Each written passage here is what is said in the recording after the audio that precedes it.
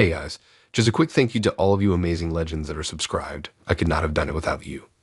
But most of you listening aren't subscribed, so please do us a favor and hit the subscribe button and like this video. It's free and it really helps our small team out. Thank you.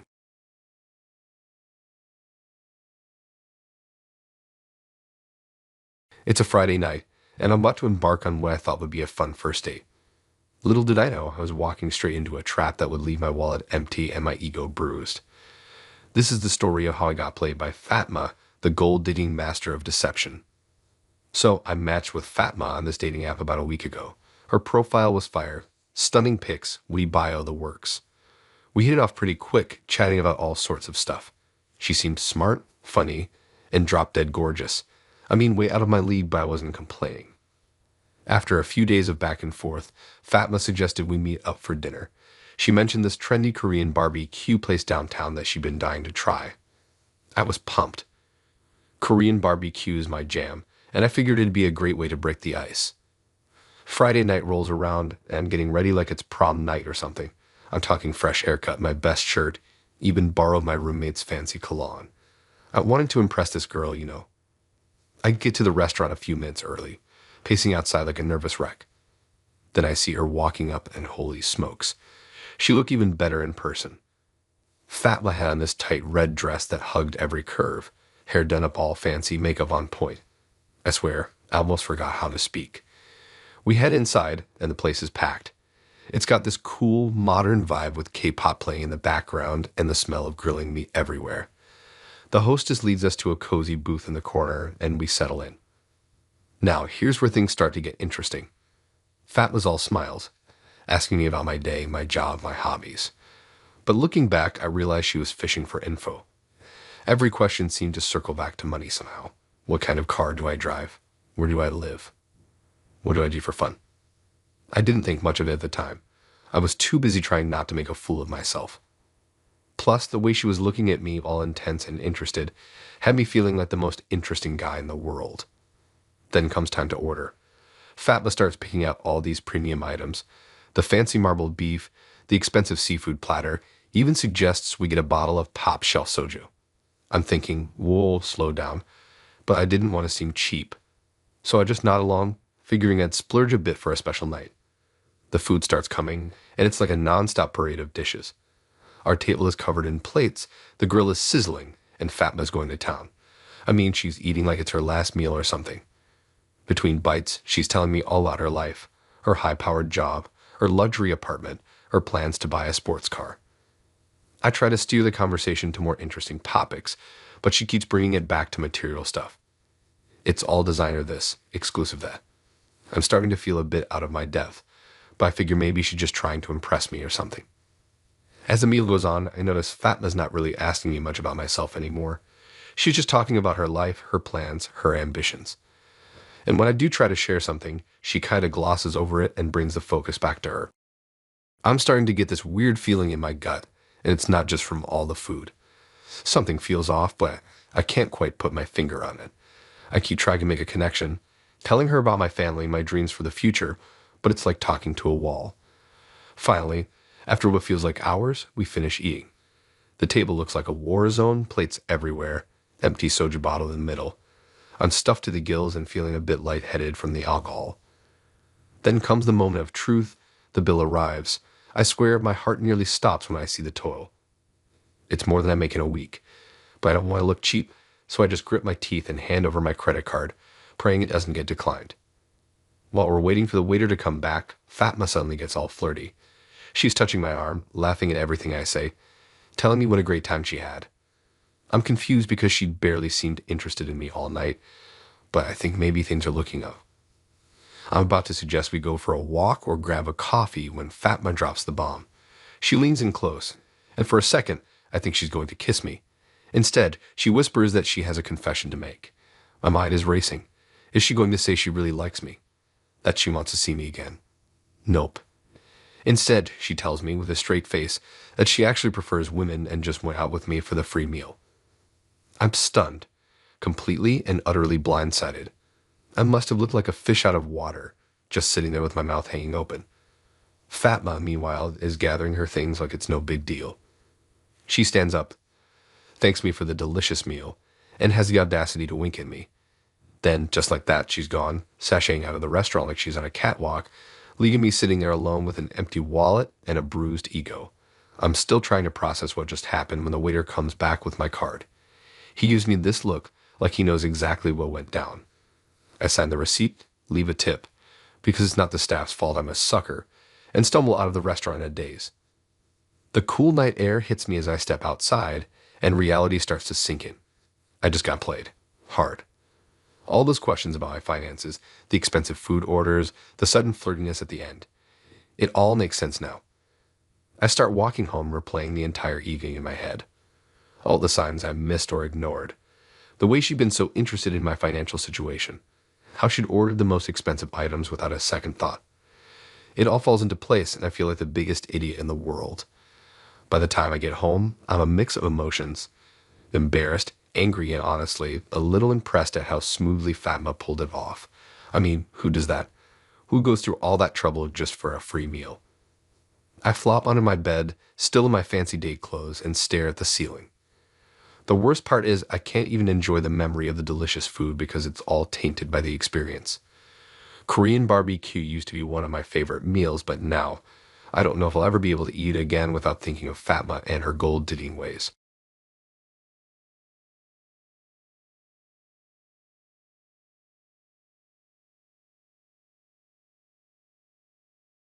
Okay, so picture this.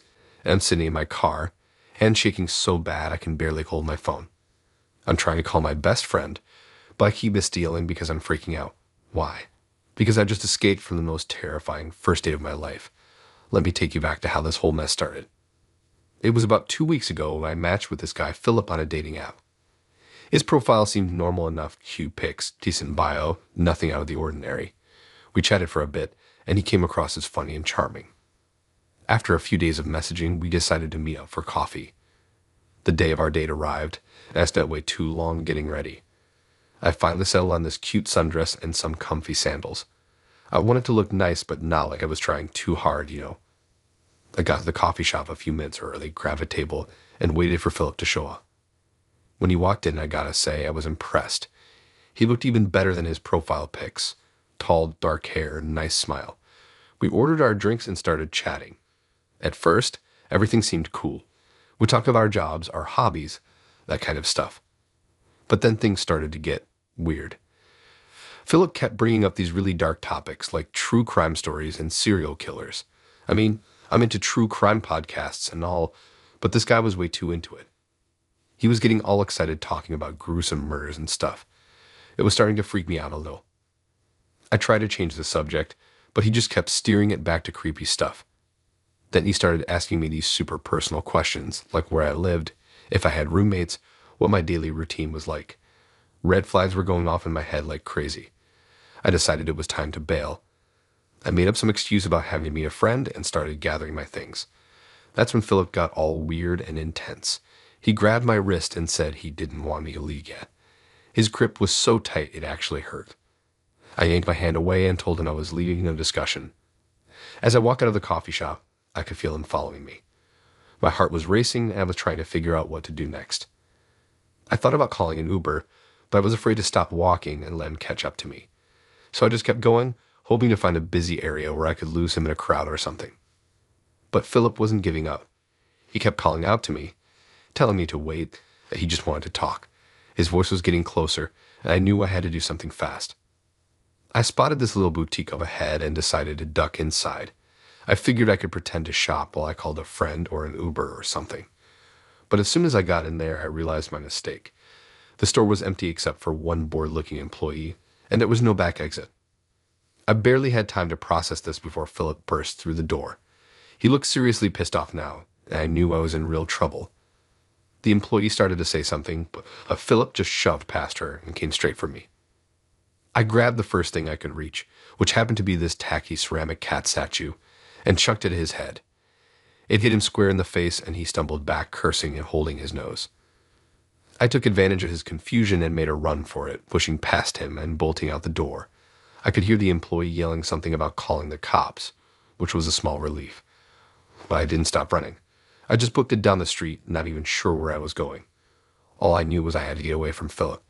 I could hear his footsteps behind me, getting closer and closer. I turned down a side street, hoping to lose him, but it was a dead end. Panic set in as I realized I was trapped. I turned around to see Philip at the entrance of the alley, breathing heavy and looking absolutely furious. He started walking towards me, saying something about how I shouldn't have run, how we were meant to be together. I was backed up against a wall, frantically looking around for something, anything I could use to defend myself. Just as Philip was about to reach me, we heard sirens in the distance. He hesitated for a moment, looking back towards the street. That split second was all I needed. I ducked under his arm and sprinted past him, back towards the main road. I ran like I've never run before, my lungs burning and my legs feeling like jelly. I could hear Philip behind me, but the sound of his footsteps was getting fainter.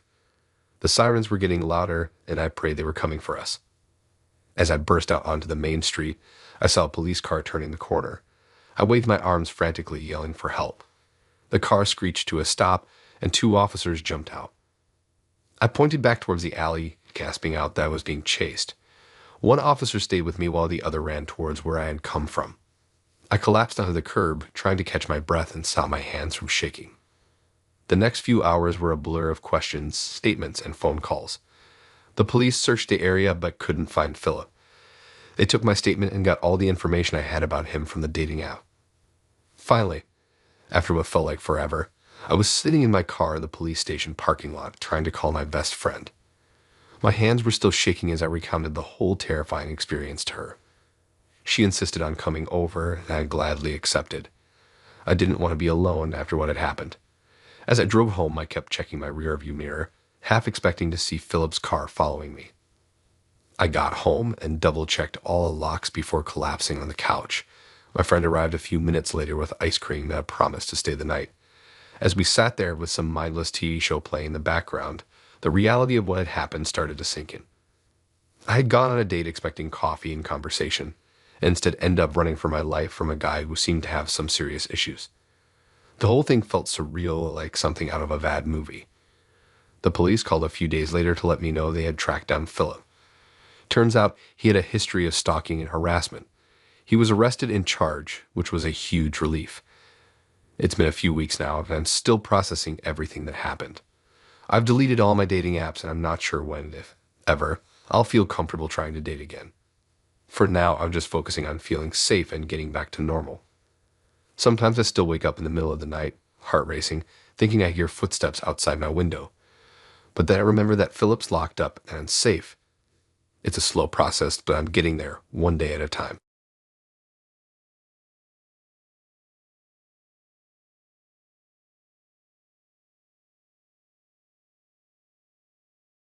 Last week, I experienced what can only be described as the most bizarre first date of my life. What started as a promising evening with a seemingly great guy quickly spiraled into a surreal nightmare that left me questioning the entire concept of modern dating. It all began when I matched with Jake on Hinge about a month ago. He was 25, had a great sense of humor, and we clicked instantly over our shared love of obscure indie bands and Italian cuisine. After weeks of witty banter and getting to know each other through texts, we finally decided to meet up in person. Jake suggested a cozy Italian restaurant in Dallas, which I thought was a thoughtful choice given our previous conversations. I spent way too long getting ready, trying on multiple outfits before settling on a cute sundress and sandals. As I drove to the restaurant, I felt the usual mix of excitement and nervousness that comes with a first date. When I arrived, Jake was already there, looking just as handsome as his profile pictures. He greeted me with a warm hug and even complimented my outfit, which helped ease my nerves. We sat down at a table near the window, and I remember thinking how perfect the setting was for a romantic first date. We had just started looking at the menu when I noticed Jake glancing towards the entrance. Curious, I turned to see what had caught his attention. An older woman, probably in her late 50s, had just walked in. To my utter shock, Jake stood up and waved her over. My mind went blank as Jake introduced the woman as his mom. I was so stunned that I barely registered shaking her hand. I kept waiting for Jake to explain that this was just a coincidence, that his mom happened to be at the same restaurant and was just saying a quick hello. But that explanation never came. Instead, Jake's mom sat down at our table like it was the most natural thing in the world. She even picked up a menu and started perusing it. I sat there in disbelief, trying to process what was happening. Was this some kind of prank? A hidden camera show? I laughed nervously and mentioned that I hadn't realized we'd have company. Jake just shrugged it off, saying his mom wanted to meet me and that it wasn't a big deal. But it was a big deal, a huge deal. As the reality of the situation sank in, I felt a mix of confusion, embarrassment, and growing irritation. This wasn't just a quick meet and greet. Jake's mom was selling in for the entire date. As we ordered our drinks, wine for Jake's mom, water for Jake and me, I tried to salvage the situation by making small talk, but Jake's mom quickly took control of the conversation. She started asking me questions about my job, my family background, and my future plans. It felt less like a date and more like a job interview, or worse, an interrogation. I found myself stumbling through answers about my career aspirations and family history while trying to catch Jake's eye, silently pleading for some kind of explanation or intervention. But Jake seemed content to let his mom run the show. He just sat there, occasionally nodding or smiling, but otherwise remaining frustratingly silent. The situation became even more uncomfortable when Jake's mom started probing into more personal territory. She asked about my past relationships, my views on marriage, and whether I wanted children. I felt my face growing hot with embarrassment as I tried to deflect these invasive questions. Throughout this surreal encounter, I kept expecting Jake to step in to tell his mom to back off or at least change the subject. But he never did. He just sat there, seemingly oblivious to how weird and inappropriate the whole situation was. As our food arrived, Jake's mom had indeed ordered a full meal. I found myself picking at my pasta, my appetite completely gone. The conversation continued to revolve around me, with Jake's mom firing off question after question. It was like being on a really bad first date, and being the parents all rolled into one, except I hadn't signed up for either. After what felt like an eternity, but was probably closer to 45 minutes, I couldn't take it anymore. The whole situation was so uncomfortable and weird that I felt like I was in some kind of alternate reality. I made up an excuse about not feeling well and needing to leave. As I gathered my things, I could feel Jake and his mom watching me, probably wondering why I was rushing off so suddenly. I practically ran out of the restaurant, my cheeks burning with a mix of embarrassment and frustration. Once outside, I took a deep breath of the cool evening air, trying to clear my head. I couldn't believe what had just happened. Who brings their mom on a first date without warning, and who sits silently while their mother interrogates their date? As I drove home, my mind was racing. I replayed the evening in my head, still in disbelief. Part of me wondered if I had overreacted. Maybe Jake was just really close to his mom. Maybe she was overprotective. But the more I thought about it, the more I realized how inappropriate and inconsiderate the whole thing had been. When I got home, I immediately called my best friend to vent. She was just as shocked as I was and assured me that I wasn't overreacting. We spent the next hour dissecting every detail of the date, trying to make sense of Jake's behavior. Later that night, I sent Jake a text explaining that I didn't think we were a good match and wishing him well. I debated whether to mention the elephant in the room, his mom, but decided against it. If he thought bringing his mother on a first date was normal, I doubted anything I said would change his mind. Jake replied the next day with a short message saying he was sorry things didn't work out and hoping we could still be friends. There was no mention of his mom or any acknowledgement of how strange the date had been. I chose not to respond. In the days that followed, I found myself recounting the story to friends and coworkers, each time still marveling at the sheer weirdness of it all.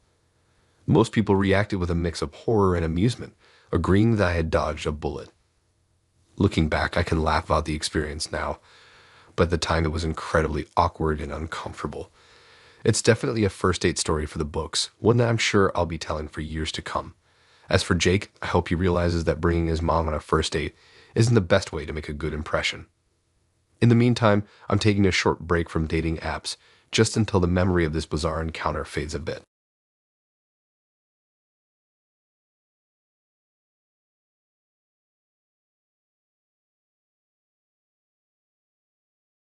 I never imagined my first date with Lisa would spiral into a nightmare.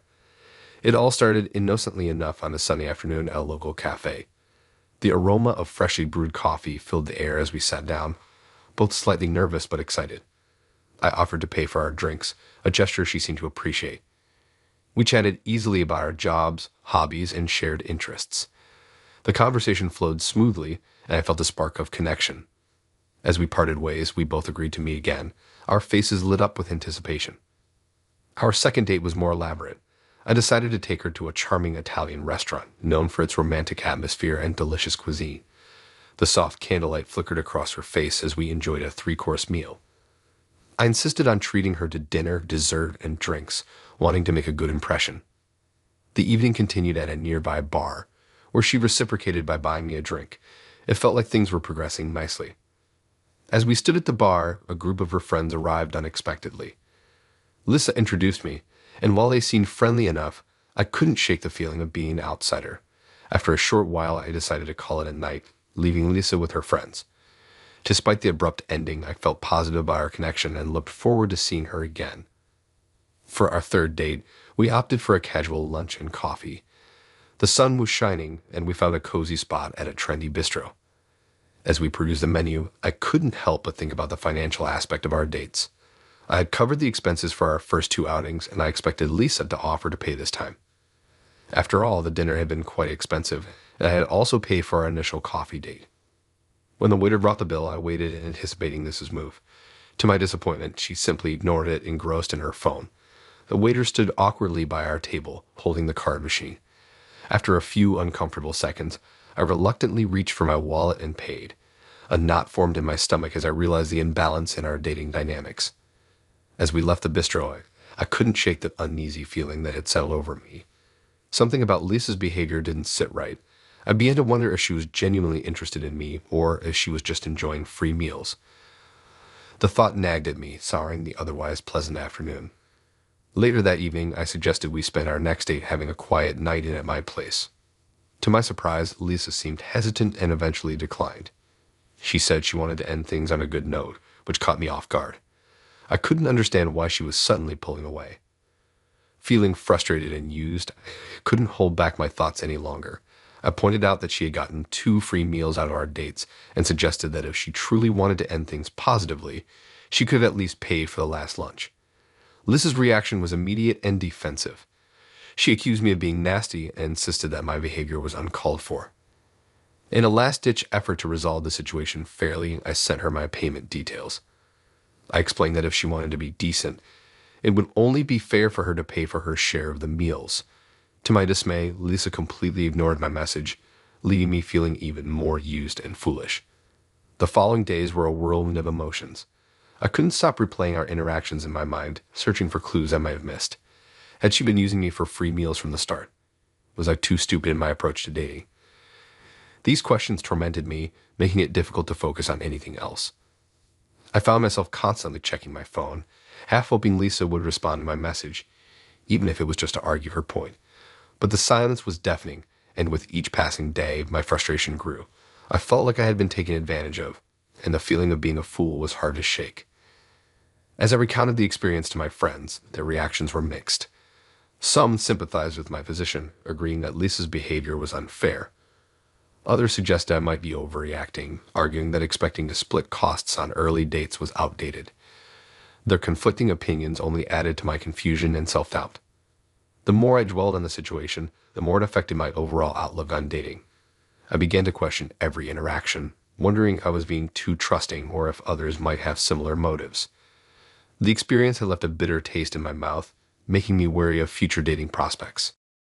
Days turned into weeks, and still there was no word from Lisa. I found myself becoming more guarded in my interactions with potential matches online. I scrutinized profiles and messages, looking for any signs that might indicate similar behavior. The carefree excitement I once felt about dating had been replaced by a sense of caution and skepticism. As time passed, I tried to rationalize the experience. Perhaps Lisa had her own reasons for behaving the way she did. Maybe she was going through something I wasn't aware of, or perhaps our expectations simply didn't align. Regardless of the reasons, the outcome remained the same. I felt used and disappointed. The incident with Lisa had undoubtedly changed my approach to dating. I became more upfront about my expectations regarding shared expenses, even if it felt awkward to bring up the topic early on. I paid closer attention to how potential partners behaved in various situations, looking for signs of genuine interest beyond free meals. Weeks turned into months, and while the intensity of my feelings about the situation with Lisa gradually faded, the lessons learned remained. I approached each new dating opportunity with a mix of hope and caution, determined not to repeat the same mistakes.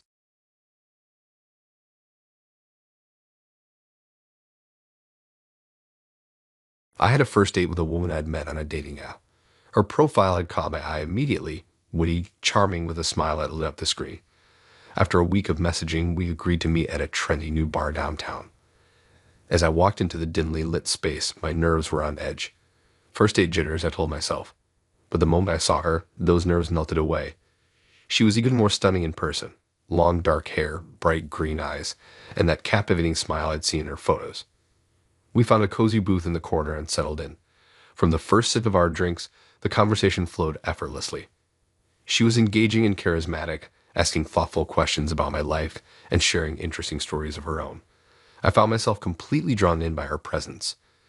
She told me about her job in marketing, her love for travel, and her passion for trying new restaurants. I shared stories from my own life, and we discovered we had a lot in common.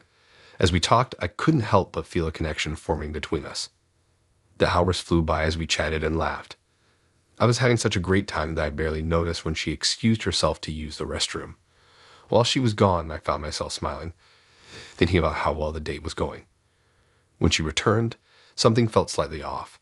She seemed a bit distracted, glancing at her phone more frequently. I brushed it off, figuring she might have received an important work email or message from a friend. As we continued talking, she mentioned an upcoming concert. My ex got tickets for next month, she said casually. The present tense caught my attention. Ex. Why would her ex be buying concert tickets for her? I tried to shake off the uneasy feeling, chalking it up to poor phrasing. But as the night progressed, I couldn't ignore the growing sense that something wasn't quite right. She kept pulling out her phone, sending quick texts before tucking it away again. Each time, her expression would change slightly, a flicker of worry or tension crossing her face before she composed herself and rejoined our conversation. I tried to focus on how well we were getting along, how easy it was to talk to her, but the nagging feeling in the back of my mind wouldn't go away. Who was she texting? Why did she seem so on edge? Just as I was about to ask if everything was okay, her phone buzzed loudly. She glanced at the screen and instantly went pale. Her eyes widened with what looked like fear, darting around the bar as if searching for someone.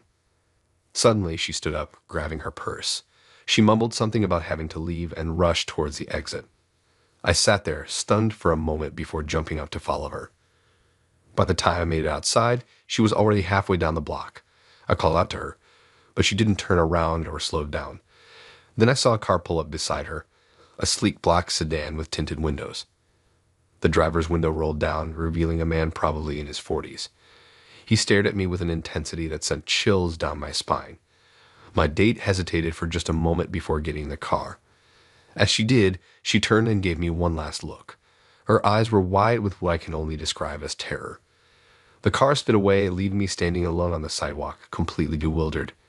What just happened? Who was that man? Why did she seem so scared? I stood there for several minutes, trying to process the sudden turn of events. Should I call the police? But what would I even say? I had no real evidence that anything was wrong, just a gut feeling and a series of strange occurrences. As I slowly walked back to my apartment, my mind raced with possibilities. Was she in some kind of trouble? Had I unknowingly walked into a dangerous situation? Or was there a simple explanation that I was missing? That night, I tossed and turned, unable to shake the image of her frightened face as she got into that car. The next morning, I sent her a message asking if everything was all right. Hours passed with no response.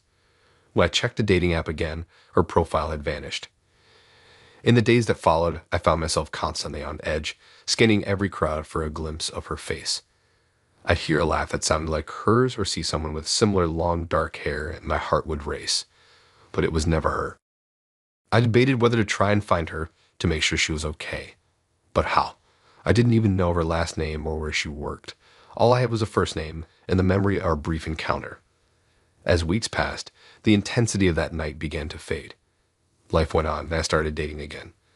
But I never forgot about her or the mysterious way our date had ended. Even now, months later, I sometimes find myself wondering what really happened that night. Who was the man in the car? Why did she disappear so suddenly? Was she safe? I'll probably never know the full story. That night remains a strange, unsettling chapter in my life, a reminder that you never truly know what's going on beneath the surface, even on a seemingly perfect first date. Sometimes I still think I see her in a crowd, or I'll dream about that night, waking up with a start. The reality is she's gone, vanished into the night like she never existed. All I'm left with are questions and a memory of a date that started with such promise and ended in mystery and confusion. In the end, I have to accept that it's one of those unexplained events in life. A beautiful, charming woman who appeared and disappeared just as quickly, leaving behind only unanswered questions and a lingering sense of unease. Wherever she is, whatever happened that night, I hope she's safe. But I know I'll always wonder about the true story behind our strange first date.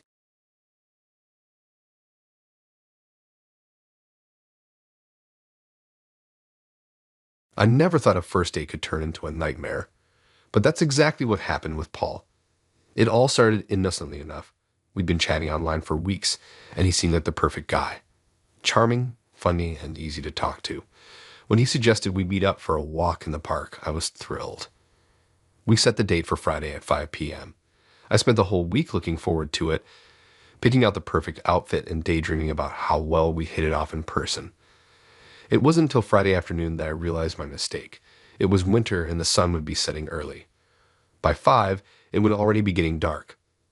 A twinge of unease hit me as I thought about meeting a stranger in a dimly lit park, but I pushed the feeling aside. Paul had been so sweet in our chats that I didn't want to seem paranoid or high maintenance by asking to change plans at the last minute. Besides, I told myself, plenty of people go for evening walks in the park. It would be fine. As I got ready, I tried to calm my nerves. I put on my favorite sweater and a pair of comfortable boots, perfect for a casual walk. I debated bringing pepper spray, but decided against it. That seemed like overkill for a first date with a nice guy like Paul. The park looked different as I approached our meeting spot. The fading light cast long shadows, making familiar paths seem strange and a bit eerie. I spotted a figure standing near the entrance, wearing dark clothes. As I got closer, I realized it was Paul, but he looked different than I expected. In his online photos, Paul had seemed clean-cut and preppy. The man standing before me had a rougher edge. He wore a black hoodie pulled low over his face and dark jeans. For a moment, I didn't even recognize him. But then he introduced himself, and I tried to relax. It was just the dim lighting playing tricks on me, I told myself. We set off down one of the main paths. I waited for Paul to start up a conversation, but he remained silent. The quiet felt heavy and uncomfortable. I tried to think of something to say, but my mind went blank. The only sounds were our footsteps on the pavement and the distant noise of traffic outside the park. As we walked deeper into the park, the paths became less crowded. Soon, we were the only ones around. My unease grew with each step. This wasn't how I'd imagined our date going at all. There was a charming, talkative guy I'd been messaging all week. After what felt like ages, Paul finally spoke. He gestured toward a narrow side path that led into a more secluded area of the park. My stomach clenched. I knew that section. It was always deserted, even during the day. At night, it would be completely isolated. I hesitated, not wanting to go that way. But Paul insisted. He started walking in that direction, clearly expecting me to follow. For a split second, I froze. Every instinct was screaming at me to get out of there. Then adrenaline kicked in and I ran. I didn't look back to see if Paul was following. I just focused on putting as much distance between us as possible. My feet pounded against the pavement as I sprinted toward the more populated area near the park entrance. My lungs were burning by the time I reached a well-lit area with other people around. I slowed to a stop, bending over to catch my breath. My heart was racing and I could feel myself shaking. I looked around wildly, half expecting to see Paul right behind me, but there was no sign of him. Hands trembling, I pulled out my phone and called my best friend Sarah. When she answered, I started babbling about what had happened, probably not making much sense. But Sarah understood enough to know I needed help. She told me to stay put and that she was on her way. While I waited for Sarah, I kept glancing around nervously. Every person who walked by made me tense up. I was torn between wanting to run home immediately and being too scared to move from the safety of the crowded area. To keep myself busy, I blocked Paul's number and removed him from all my social media. I felt a mix of anger and shame as I did it. Angry at Paul for turning what should have been a nice evening into something frightening, and ashamed of myself for ignoring my instincts and putting myself in that situation. Sarah arrived about 15 minutes later. She gave me a big hug and then ushered me into her car. As we drove to my apartment, I filled her in on all the details. Sarah listened quietly, occasionally shaking her head or muttering under her breath. When we got to my place, Sarah insisted on coming up to check that everything was okay. We did a quick sweep of the apartment, making sure all the windows were locked and no one was hiding anywhere. It seemed silly, but it made me feel better. Sarah offered to stay the night, but I told her I'd be fine. I just wanted to be alone and process everything that had happened. After she left, I took a long, hot shower, trying to wash away the fear and stress of the evening. That night, I had trouble falling asleep. Every noise made me jump. I kept replaying the evening in my mind, wondering if I'd overreacted. But deep down, I knew I'd made the right call. Something about Paul had felt off from the moment I saw him in person. Gradually, though, things started to feel more normal. I stopped jumping at every shadow and was able to relax a bit more when I was out and about. I even started using dating apps again, though I was much more cautious this time around.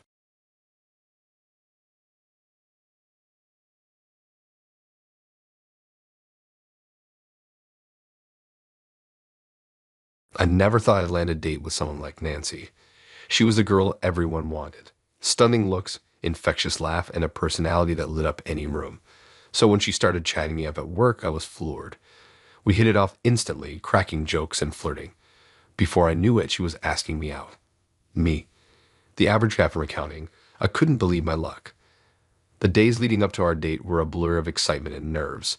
I must have changed my outfit a dozen times that night, trying to strike the perfect balance between cool and casual. When Nancy suggested we meet at the hottest new nightclub downtown, I was a bit thrown. It seemed like an odd choice for a first date, but I wasn't about to argue. If that's where she wanted to go, that's where we go. I arrived at the club early, my stomach doing somersaults. The bass was thumping so loud I could feel it in my chest. The place was already packed, a sea of bodies moving to the music. I scanned the crowd nervously, looking for Nancy. That's when I spotted her on the dance floor, and my heart sank. She was grinding up against some tall, muscular guy, her arms draped around his neck. For a moment, I thought about turning around and leaving. Clearly, she'd forgotten all about our date, but then she caught my eye and waved me over excitedly. Maybe she was just dancing. No big deal, right? As I approached, I could smell the alcohol on her breath. She clearly started the party without me. Before I could even say hello, Nancy threw her arms around me and planted a huge kiss right on my lips. I was shocked, but went with it. This gorgeous girl was kissing me, but something felt off. It was too aggressive, too impersonal. Still, I tried to enjoy the moment. We made our way to the bar, squeezing through the packed crowd. Nancy ordered shots for both of us, downing hers quickly and ordering another. I sipped mine slowly, trying to calm my nerves. She was talking a mile a minute, but I could barely hear her over the music. I nodded and smiled, pretending to follow along. Back on the dance floor, Nancy went wild. She was all over me 1 minute, then grinding on the guy next to us the next. I didn't know how to react. Should I be flattered, jealous? I outwardly swayed to the music, feeling more out of place by the second. After a while, Nancy leaned in close and shouted that she needed to use the restroom. I offered to get us some water while I waited. 20 minutes passed and she still hadn't returned. Maybe there was a long line? I decided to go look for her, just in case something was wrong. I made my way through the sweaty crowd towards the bathrooms. That's when I saw her, pressed up against the wall, locked in a passionate embrace with yet another guy. My stomach dropped. How could I have been so foolish? She wasn't into me at all. I was just another notch in her belt, if even that. Feeling like a complete idiot, I turned and pushed my way out of the club. The cool night air hit me as I stumbled onto the sidewalk. What a disaster. I'd been so excited for this date, and now all I felt was embarrassed and used. I started walking home, replaying the night in my head. Had I missed some obvious signs? Was I just being stupid? Maybe Nancy was always like this, and I'd built her up in my mind to be something she wasn't. Or maybe she just wasn't that into me, and this was her way of letting me know. As I walked, my embarrassment started to turn to anger. Who did Nancy think she was, treating people like that? Sure, she was gorgeous, but that didn't give her the right to toy with people's feelings. I thought about all the time I'd wasted daydreaming about her, getting my hopes up. What a joke. I couldn't help but feel a little sorry for Nancy too, though. If this was how she always acted, she must be pretty messed up inside.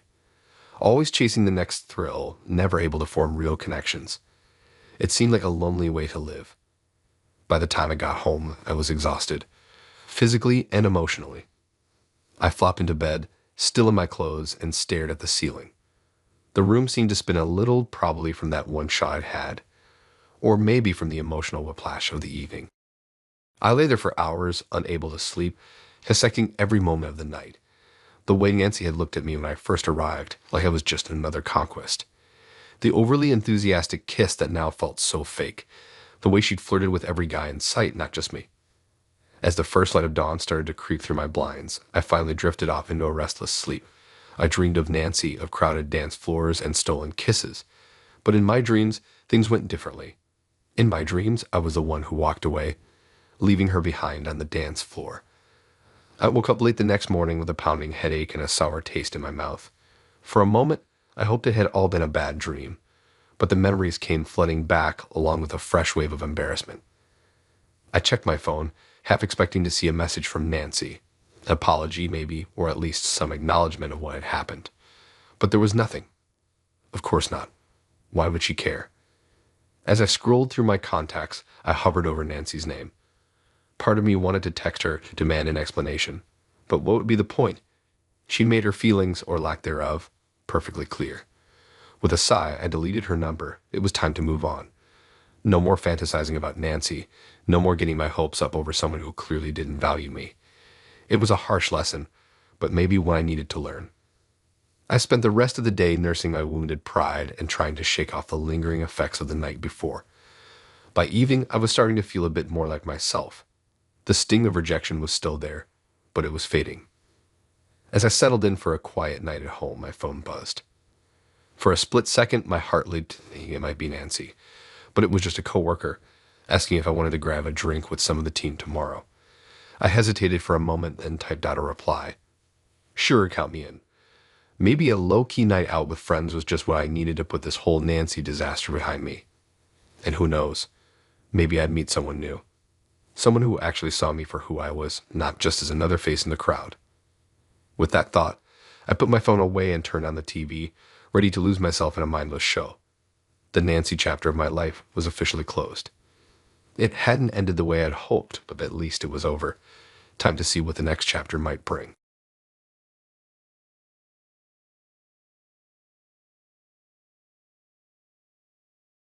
After matching with Darren on a popular dating app, we chatted for a couple of weeks. He seemed nice enough, a bit quirky, but in a charming way. We shared similar interests in books and music, and his jokes made me laugh. When he suggested meeting up for dinner, I agreed without hesitation. The restaurant he picked was a cozy Italian place downtown. I arrived a few minutes early, smoothing my dress nervously as I waited outside. When Darren showed up, I noticed he looked a bit different from his profile pictures. His hair was messier, and he seemed taller in person. He greeted me with an awkward hug that lasted a beat too long. As we sat down, I tried to ignore the slight unease I felt. The waiter came to take our drink orders, and Darren insisted on ordering a bottle of wine for us to share. I would have preferred to stick to water, but I didn't want to seem difficult. The conversation started off stilted, with long pauses as we both searched for things to say. Darren seemed nervous, fidgeting with his napkin and avoiding eye contact. I chalked it up to first date jitters and did my best to keep things flowing. As we got through our appetizers, Darren began to relax. He told me about his job as an accountant, describing his daily routines in excruciating detail. I nodded along, trying to seem interested. When he asked about my work, I was relieved to shift the focus. It was while I was mid-sentence, describing a project I was working on, that Darren suddenly interrupted me. He leaned forward, his eyes intense, and said I had the most beautiful hair he'd ever seen. The compliment caught me off guard, and I mumbled a thank you. But Darren wasn't done. He continued, saying my hair reminded him of someone he used to know. The way he said it sent a chill down my spine. His eyes seemed to glaze over like he was lost in a memory. I quickly changed the subject, asking about his hobbies. As our main courses arrived, Darren's compliments became more frequent and increasingly uncomfortable. He fixated on my smile, my eyes, even the shape of my hands. Each comment was delivered with an unsettling intensity, as if he was trying to convince himself of something. I found myself eating quickly, hoping to end the date sooner. Darren, however, seemed in no hurry. He asked personal questions about my family and where I grew up. When I mentioned I had a sister, his eyes lit up in a way that made my stomach churn. Suddenly, Darren reached across the table and grabbed my hand. I instinctively pulled back, but he held on tight. He started talking about how he'd been searching for someone just like me for so long. The possessiveness in his voice made my heart race. As I tried to gently extract my hand, Darren dropped the bombshell that would haunt me for days to come. He said it reminded him of his sister. The way he said it, coupled with the look in his eyes, filled me with dread. I mumbled something about needing to use the restroom and practically ran from the table. In the safety of the bathroom stall, I took deep breaths, trying to calm myself. I considered leaving through the back door, but my coat and purse were still at the table. Steeling myself, I returned, determined to end the date as quickly as possible. Darren acted as if nothing strange had happened. He was already asking for the check when I sat down. I reached for my wallet, but he insisted on paying. As we walked out of the restaurant, I felt his hand on the small of my back, guiding me. I quickened my pace, putting some distance between us. Outside, I announced my intention to take a cab home. Darren immediately protested, saying he'd drive me. I declined politely, but he became insistent. Not wanting to argue on the street, I reluctantly agreed, thinking it would be easier to get away once we reached my neighborhood. The car ride was tense and silent. I kept my eyes fixed on the road, acutely aware of Darren's frequent glances in my direction. As we neared my apartment building, I asked him to drop me off at the corner. He ignored my request, pulling up directly in front of my building instead. I thanked him quickly and reached for the door handle, but Darren's hand shot out, gripping my arm. He said he wanted to make sure I got inside safely. The thought of him knowing exactly where I lived filled me with panic. I pulled away, insisting I was fine. As I hurried towards my building, I could feel Darren's eyes on me. I fumbled with my keys at the front door, glancing back to see him still sitting in his car, watching. Once inside, I ran up the stairs to my apartment, not wanting to wait for the elevator. Safe behind my locked door, I breathed a sigh of relief, but when I peeked out the window, my blood ran cold. Darren was out of his car, standing on the sidewalk and staring up at the building. I quickly closed all the blinds and double-checked my locks. My hands shook as I called my friend Sarah, explaining the situation in a hushed voice. While on the phone, I heard a knock at my door. I froze, terrified to make a sound. The knocking grew louder and more insistent. Sarah said she was calling the police and hung up. For what felt like an eternity, I stood paralyzed in my living room, listening to the knocking. Suddenly, it stopped. I crept to the door and looked through the peephole. The hallway was empty. Had Darren somehow gotten into the building, or was he still outside? The next 20 minutes were the longest of my life. Every creak and groan of the building made me jump. When I finally heard a knock and a voice identifying themselves as police, I nearly cried with relief. I spoke with the officers, giving them Darren's description and as much information as I could remember. They searched the building and surrounding area but found no sign of him. They advised me to keep my doors locked and to call immediately if he showed up again. After the police left, Sarah arrived to stay with me. We spent a sleepless night jumping at every sound. The next day, I contacted the dating app to report Darren's behavior. I also changed my routines, asking coworkers to walk me to my car and installing a security camera at my door. A week later, the police called to say they found Darren and warned him to stay away. They also revealed he had a history of similar behavior. The news was both a relief and a shock. Even now, months later, I still find myself looking over my shoulder. That one disastrous date changed how I approach dating and my own safety. While the immediate fear has faded, the memory of that night remains a stark reminder of how quickly things can turn dangerous.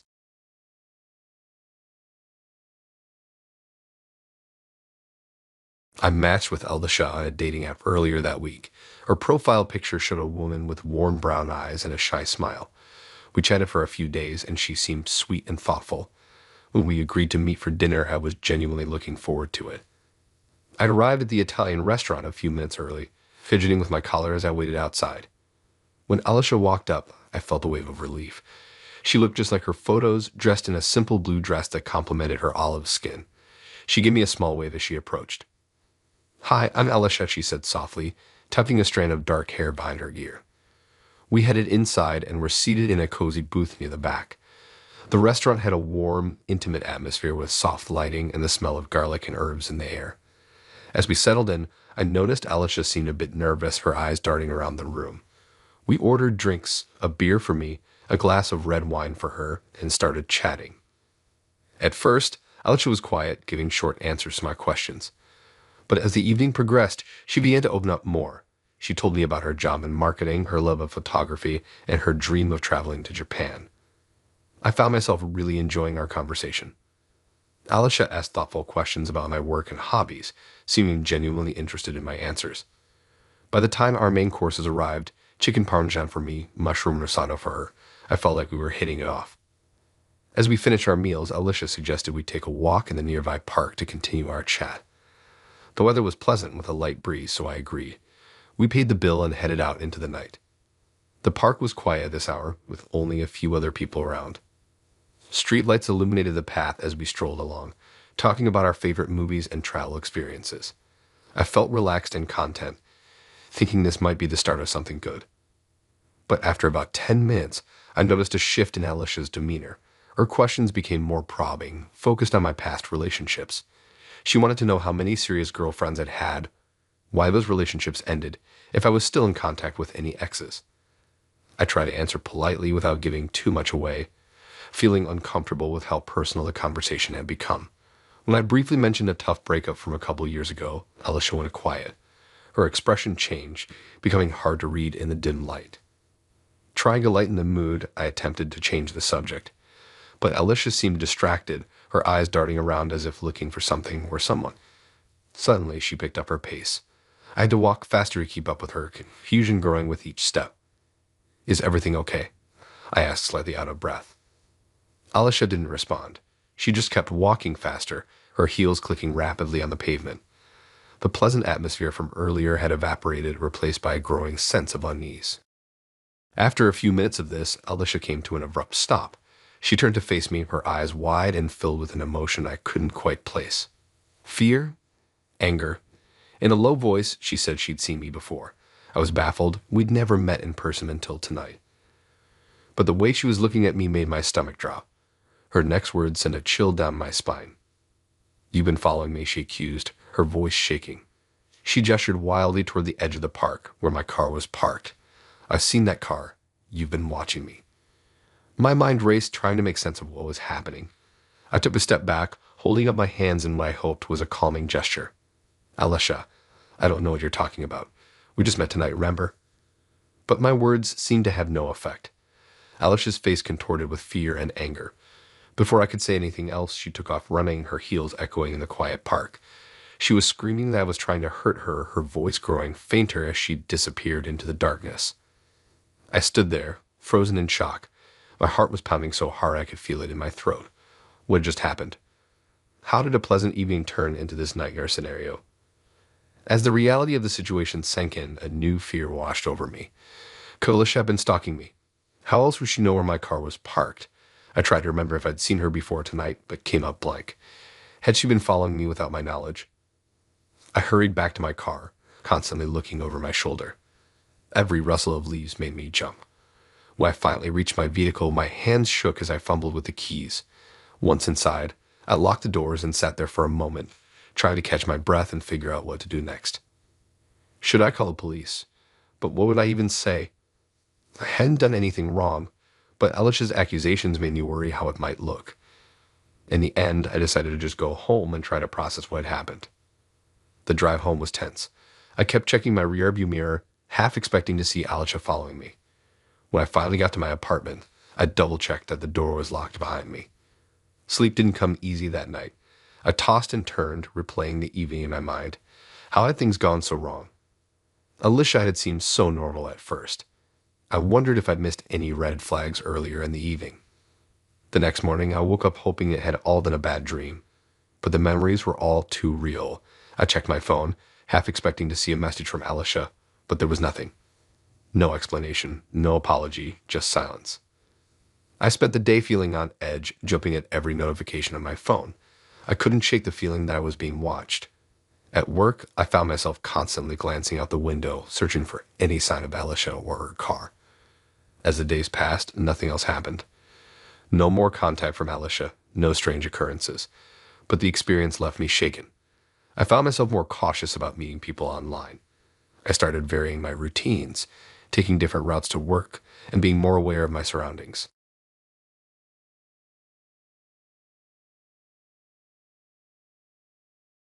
I'd been scrolling through profiles one night, bored and lonely, when I came across his.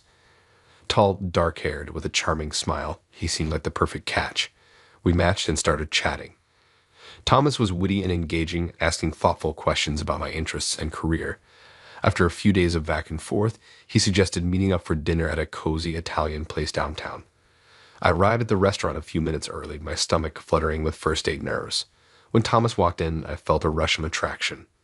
He was even more handsome in person, with piercing blue eyes and a confident stride. He greeted me with a warm smile and a gentle touch on my arm. We settled into our booth and ordered drinks. At first, the conversation flowed easily. Thomas asked about my job, my hobbies, my dreams for the future. He seemed genuinely interested in getting to know me. I found myself relaxing, thinking maybe I'd finally found a good guy. But as the night went on, I started to notice little things that felt off. Thomas would go oddly quiet at times, staring at me intensely without speaking. His questions began to get more personal and probing. He wanted to know about my family dynamics, my past relationships, even my financial situation. I tried to keep things light, but he kept pressing for details. When I mentioned an ex-boyfriend in passing, Thomas' whole demeanor changed. His jaw tightened and his eyes took on a cold, hard look. He made a comment about how he could never trust someone who had been with other people before. The way he said it sent a chill down my spine. I tried to laugh it off, but the rest of dinner felt tense and awkward. As we finished our meal, I was ready to call it a night and go home. But Thomas insisted on walking me to my car. I hesitated, not wanting to seem rude, but also feeling increasingly uneasy. We walked through the dark parking lot, Thomas staying uncomfortably close to me the whole time. When we reached my car, I thanked him for dinner and went to open my door. But Thomas blocked my way, standing so close I could feel his breath on my face. He kept trying to prolong the conversation, asking more invasive questions about where I lived in my daily routine. My heart was pounding. I finally had to firmly tell him I needed to leave before he reluctantly backed off. I got in my car, locked the doors, and took a deep breath. As I was about to pull out, I glanced in my rearview mirror. My blood ran cold when I saw Thomas sitting in his car right behind me, staring intently at me through his windshield. I pulled out of the spot quickly, trying to convince myself it was just a coincidence. But as I drove, that sinking feeling in my stomach grew. Every turn I took, every street I went down, Thomas' car was right there behind me. I tried to lose him by making random turns, but he stayed on my tail. My hands were shaking on the steering wheel. This couldn't be happening. I'd baited calling the police, but what would I even say? I had no proof he was actually following me. Maybe I was overreacting, but the fear coursing through me felt very real. I decided to head toward a busier area of town, hoping he wouldn't try anything with more people around. As I drove, my mind raced through possible scenarios. What did Thomas want? Was he just being overly clingy, or did he have something more sinister planned? I thought back to all the true crime podcasts I'd listened to, all the stories of women who went missing after meeting strangers online. My breath came in short gasps as panic set in. I approached a major intersection, praying for the light to stay green, but it turned yellow just as I got there. I made a split-second decision and gunned it through, tires screeching. In my rearview mirror, I saw Thomas' car get stuck at the red light. I didn't slow down, taking random turns until I was sure I'd lost him. When I finally got home, my hands were shaking so badly I could barely get my key in the lock. I rushed inside, double-checked all locks, and collapsed on the couch. My heart was still racing.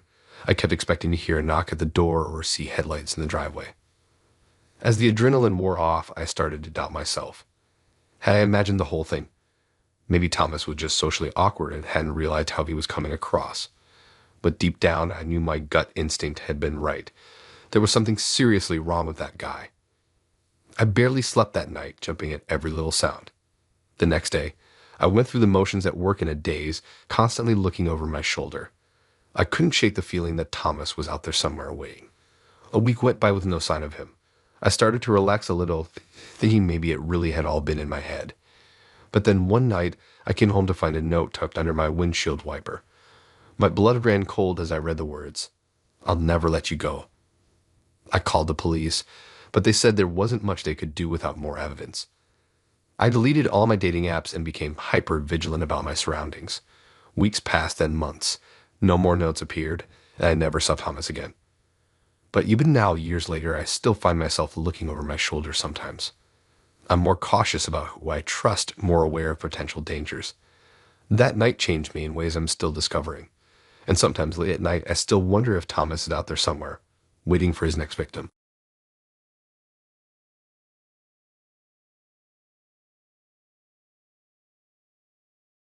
It started at the Blue Room, a cozy bar downtown where I'd gone to unwind after a long week. That's where I first laid eyes on Julia.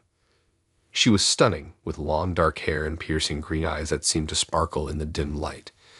When our gazes met across the room, I felt an instant connection.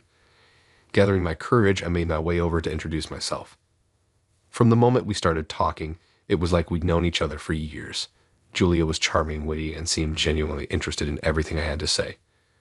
We laughed at each other's jokes and found we had a ton in common. For the first time in ages, I felt a spark of excitement about where this could lead.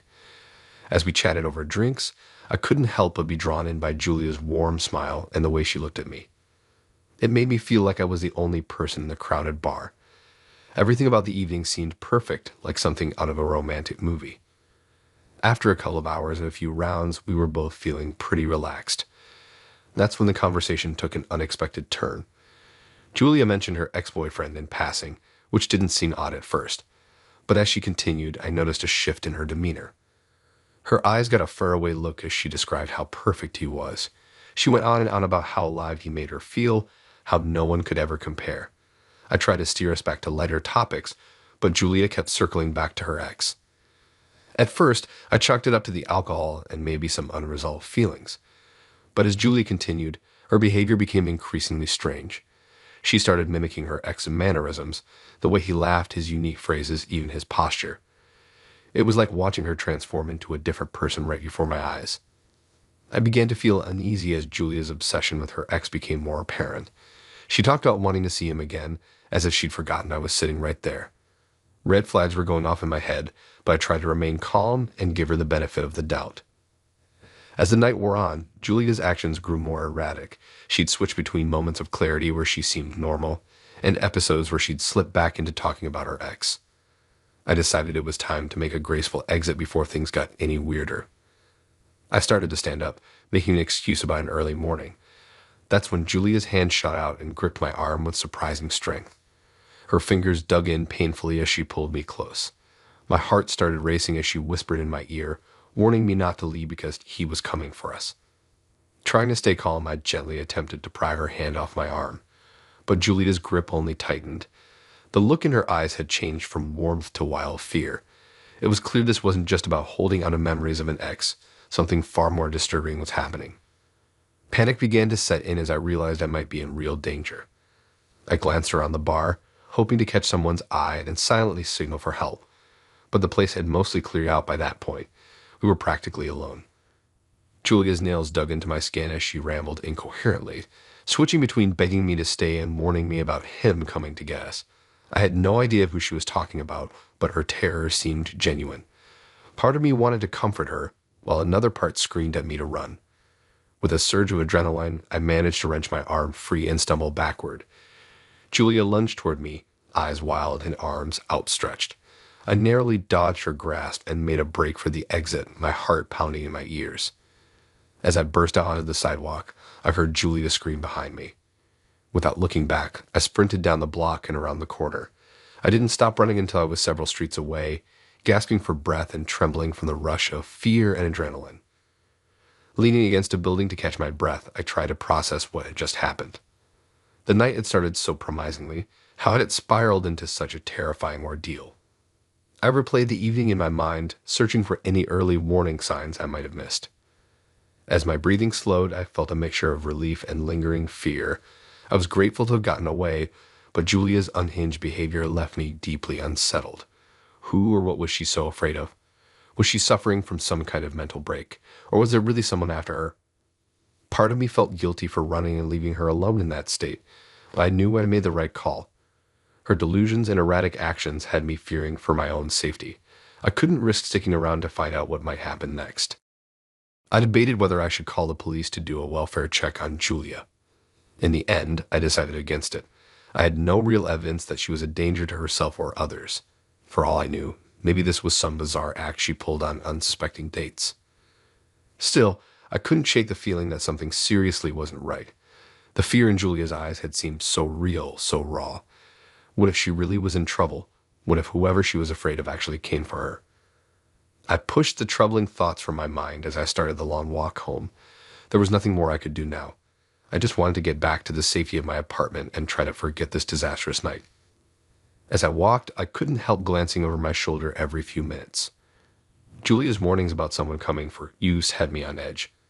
I quickened my pace, eager to get off the dark streets and away from any potential threats, real or imagined. Finally reaching my building, I breathed a sigh of relief as I let myself in. I'd never been so glad to be home. As I locked the door behind me, I leaned against it for a moment, still processing the night's events. My arm ached where Julia had grabbed me. In the harsh bathroom light, I could see angry red marks from her nails. The physical evidence made it all feel more real, not just some bad dream I could shake off.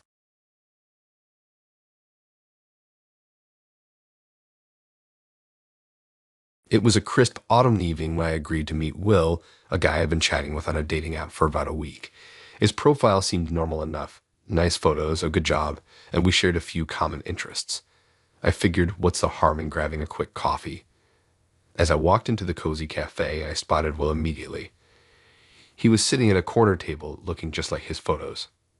Tall, well-dressed, with a warm smile that put me at ease. He stood up to greet me, and I noticed he had a firm handshake, confident but not overpowering. We ordered our drinks and settled in to chat. The first hour flew by. Will was charming and attentive, asking thoughtful questions about my job as a teacher and sharing funny stories about his work and finance. We discovered we both loved hiking and swapped tales about our favorite trails. I found myself relaxing, thinking this might actually turn into something good. As we finished our second round of coffees, Will mentioned he'd recently gotten out of a long-term relationship. I expressed sympathy, saying breakups can be tough. That's when I noticed a subtle shift in his demeanor. His eyes hardened slightly, and there was an edge to his voice I hadn't picked up on before. He started talking about how unpredictable people can be, especially women. I felt a flicker of unease but brushed it off, thinking maybe he was still processing his breakup. But then Will said something that made my blood run cold. He casually mentioned that his ex had to be taught a lesson when she tried to leave him. I laughed awkwardly, desperately hoping it was some kind of dark joke. But Will's expression didn't change. If anything, he looked almost proud. My mind raced trying to process this sudden shift. The charming guy I had been talking to all evening seemed to have vanished, replaced by someone who felt dangerous. Will continued, saying he was much better now, but the way he said it sent chills down my spine. I sat there frozen as he dominated the conversation for the next 20 minutes. He made more unsettling comments about past relationships, each one making me more and more uncomfortable. I wanted to leave, but fear kept me rooted to my seat. What if he got angry? What if he followed me out? I nodded and smiled weakly, all while planning my escape. When I finally managed to say I had an early morning and needed to go, I saw a flash of something dark cross Will's face before he plastered on a smile. As we stood up, I stuck out my hand for a quick goodbye handshake. Big mistake. Will's grip tightened painfully, and he held on far too long. His eyes bored into mine as he said he hoped to see me again soon. The intensity in his gaze made my skin crawl. I practically ran to my car, fumbling with my keys as I locked myself inside. My hands were shaking so badly I knew I couldn't drive yet. I called my best friend Sarah, bursting into tears as soon as she answered. I poured out the whole story, still unable to believe how quickly things had turned. Sarah stayed on the phone with me until I calmed down enough to drive home. She made me promise to text her when I got there safely. The entire way home, I kept checking my rearview mirror, terrified I'd see Will's car following me. Once home, I double-checked all my locks and drew the curtains tight. I barely slept that night, jumping at every little noise. The next morning, still shaken, I decided to do some online digging about Will. What I found made my blood run cold all over again. There were multiple posts on local forums from women warning others about him. They described Will showing up uninvited after dates, sending creepy messages at all hours, and in one horrifying case, actually following a girl home. I felt sick realizing how close I'd come to becoming his next target. I immediately blocked Will's number and removed him from all of my social media. For weeks afterward, I was constantly on edge. I installed new locks and a security system at my apartment. I varied my routes to and from work, always looking over my shoulder. It took months before I felt even remotely safe again. The experience changed how I approached dating entirely. Now, I always meet in very public places and tell a friend exactly where I'm going and who I'm meeting. I set up a code word with my roommate. If I text her that word, she knows to call me with an emergency so I can leave if needed. I'm more cautious about the information I share online and on dating apps. I've learned to trust my instincts. If something feels off about a guy, even if I can't put my finger on why, I don't hesitate to end the date early. It's better to seem rude than to ignore warning signs and end up in a dangerous situation. Sometimes I still get flashbacks to that night. The way Will's entire demeanor changed so suddenly, like flipping a switch. The coldness in his eyes when he talked about his ex. That painfully tight handshake at the end of the night. I wonder if he's still out there looking for his next victim. It's been a year since that terrifying evening, and I'm slowly getting back into the dating scene. But I'll never forget the valuable lesson I learned. What started as a seemingly innocent coffee date turned into a brush with real danger. It opened my eyes to risks I hadn't considered before and taught me the importance of trusting my gut. I often think about how differently things could have gone if I hadn't recognized the red flags or if I'd agreed to a second date. The thought still makes me shudder. While I refuse to let fear control my life, I'll always carry the memory of that night with me as a reminder to stay vigilant. In the end, I'm grateful I got away from Will unharmed. I'd know not everyone is so lucky. Now I'm much more aware of the potential dangers lurking behind a charming smile or a seemingly normal facade. That first date from hell taught me that sometimes the scariest monsters are the ones hiding in plain sight.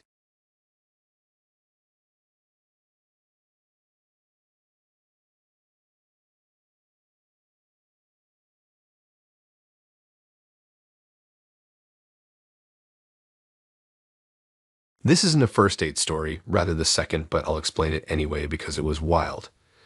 It started with such promise, a weekend getaway to a charming coastal town, a beautifully rented apartment, and the excitement of getting to know someone new. Little did I know I was in for a night I'd never forget for all the wrong reasons.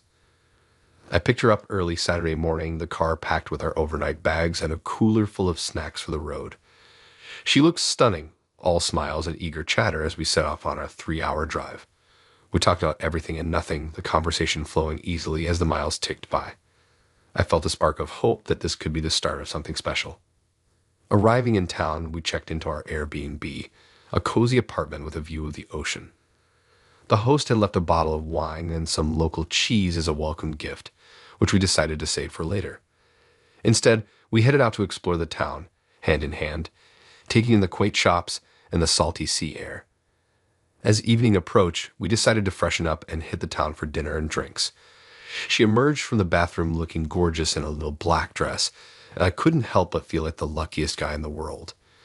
We found a trendy restaurant with outdoor seating, enjoying a delicious meal as the sun set over the water. After dinner, we decided to check out a local bar the Airbnb host had recommended. The place was buzzing with energy, live music, a packed dance floor, and a lively crowd. We found spots at the bar and ordered our first round of drinks. That's when things started to take a turn. She seemed determined to try every cocktail on the menu, knocking them back at an alarming rate. I tried to keep up at first, but soon realized I needed to slow down if I was going to remain in control. She, however, showed no signs of slowing down. As the night wore on, her behavior became more erratic. She was laughing too loudly at my jokes, stumbling as she tried to dance, and slurring her words when she spoke to the bartender. I suggested we call it a night, but she insisted on one more drink. That one more drink proved to be the tipping point. As we were preparing to leave, she accidentally bumped into a large, intimidating bouncer. Instead of apologizing, she turned to him with fire in her eyes and attempted to slap him across the face. I watched in horror as her hand made contact with his chest, her aim thrown off by her intoxication. The bouncer, to his credit, remained calm. He firmly but politely asked us to leave. I apologized profusely, practically dragging her out of the bar as she hurled insults over her shoulder. Once outside, she decided her high heels were too much trouble and kicked them off, leaving them in the middle of the sidewalk. I scrambled to pick them up as she staggered barefoot down the wet street. Hitting her back to the apartment was a struggle. She alternated between singing loudly and complaining about how the world was spinning. As we stumbled through the door, she made a beeline for the bathroom, barely making it in time before she was violently sick. I spent the next hour holding her hair back, wiping her face, and helping her rinse out her mouth. When she was finally done, I realized she was in no state to clean herself up. Swallowing my embarrassment, I ran a bath and helped her in, averting my eyes as much as possible as I helped her wash out the night's excesses. Once she was clean and in her pajamas, I tucked her into bed, placing a trash can nearby just in case. Exhausted, I crawled in beside her, hoping the worst was over. I drifted off to sleep, only to be awakened a few hours later by the sound of movement. In the dim light filtering through the curtains, I saw her silhouette standing in the corner of the room. At first, I thought she was sleepwalking. Then I heard it, the unmistakable sound of liquid hitting the floor. My mind refused to process what was happening for a moment, but there was no denying it. She was peeing in the corner of the bedroom. I lay there frozen in disbelief as she finished and stumbled back to bed, completely unaware of what she'd done. For a few minutes, I just stared at the ceiling, trying to come to terms with the situation. Finally, with a deep sigh, I got up to deal with the mess. Thankfully, I found cleaning supplies under the kitchen sink. I spent the next half hour on my hands and knees, scrubbing the carpet and trying not to gag. All the while, she slept peacefully, oblivious to the chaos she caused. When morning came, I was already awake, having barely slept after the night's events. She stirred slowly, groaning as the hangover hit her. As awareness dawned in her eyes, so did the embarrassment. She remembered bits and pieces of the night, enough to know it hadn't gone well, but not enough to recall the full extent of her behavior. We packed in awkward silence, neither of us knowing quite what to say. The drive home was excruciating. 3 hours of tense quiet, broken only by her occasional requests to pull over when the nausea became too much. I dropped her off at her place with a brief, uncomfortable goodbye. As I drove away, I knew I wouldn't be calling her again. The events of the night had effectively killed any attraction I'd felt. Over the next few days, she sent a flurry of apologetic texts. I read them but couldn't bring myself to respond. The memory of cleaning up her urine in the middle of the night was still too fresh, too vivid. In the end, I simply ghosted her. It wasn't my proudest moment, but I couldn't see any way to move past what had happened. Sometimes, a disastrous date is just that, a disaster with no silver lining, no lesson learned, just a story to cringe at for years to come. And that's exactly what this became, my go-to story whenever friends swap dating horror tales. It never fails to elicit gasps of shock and sympathy. As for me, I've moved on, chalking it up as one of life's bizarre experiences, but I'll always remember it as a night a promising second date turned into an unforgettable disaster.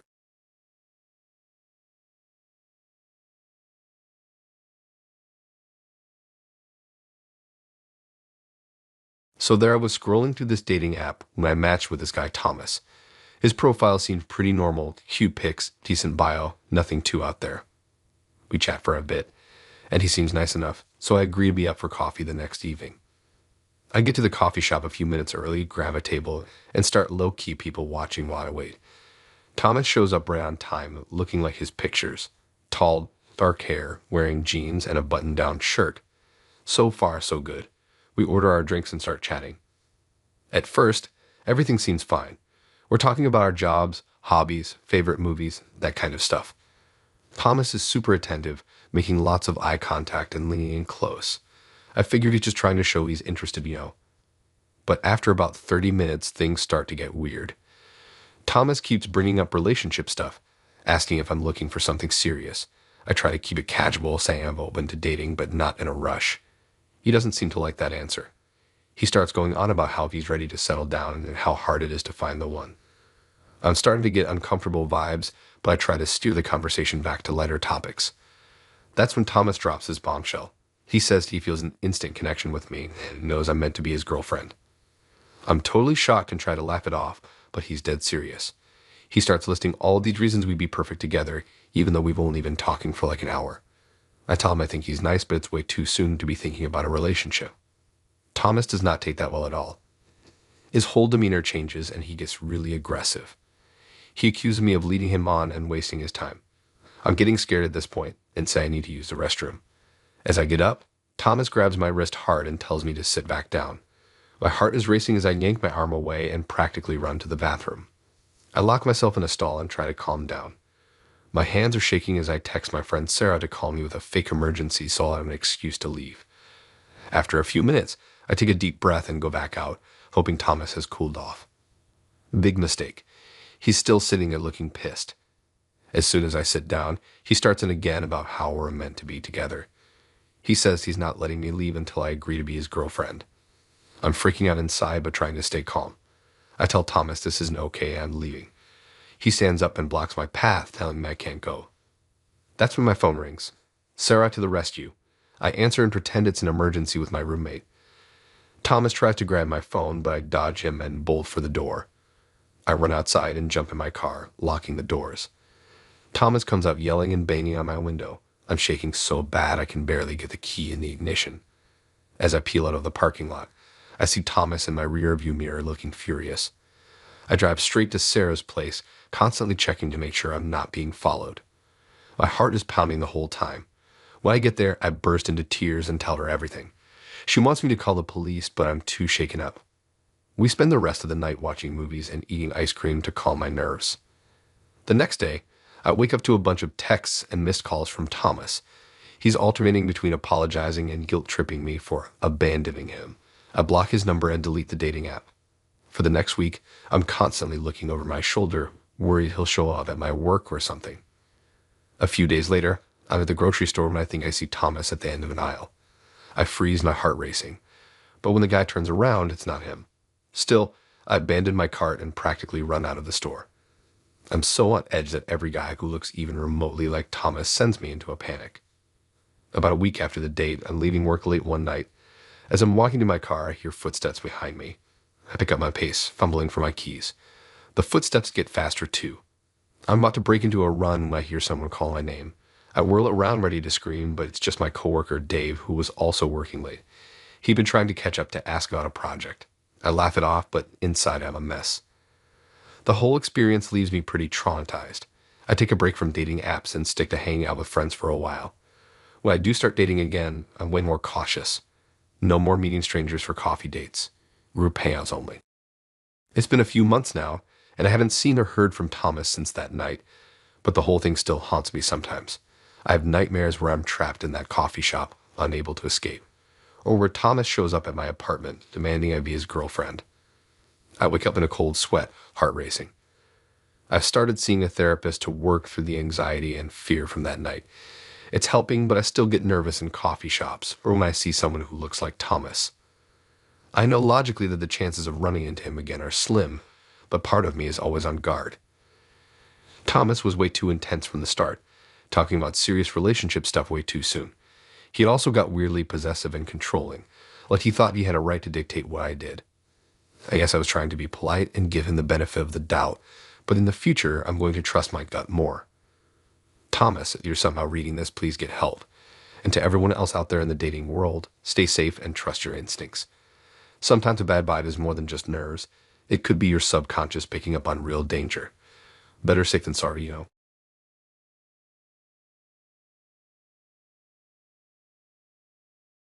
It all started when I matched with Harry on a dating app.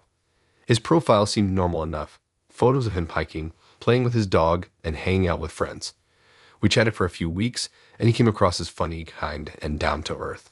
When he suggested meeting up for frozen yogurt, I thought it sounded like a perfect low-key first date.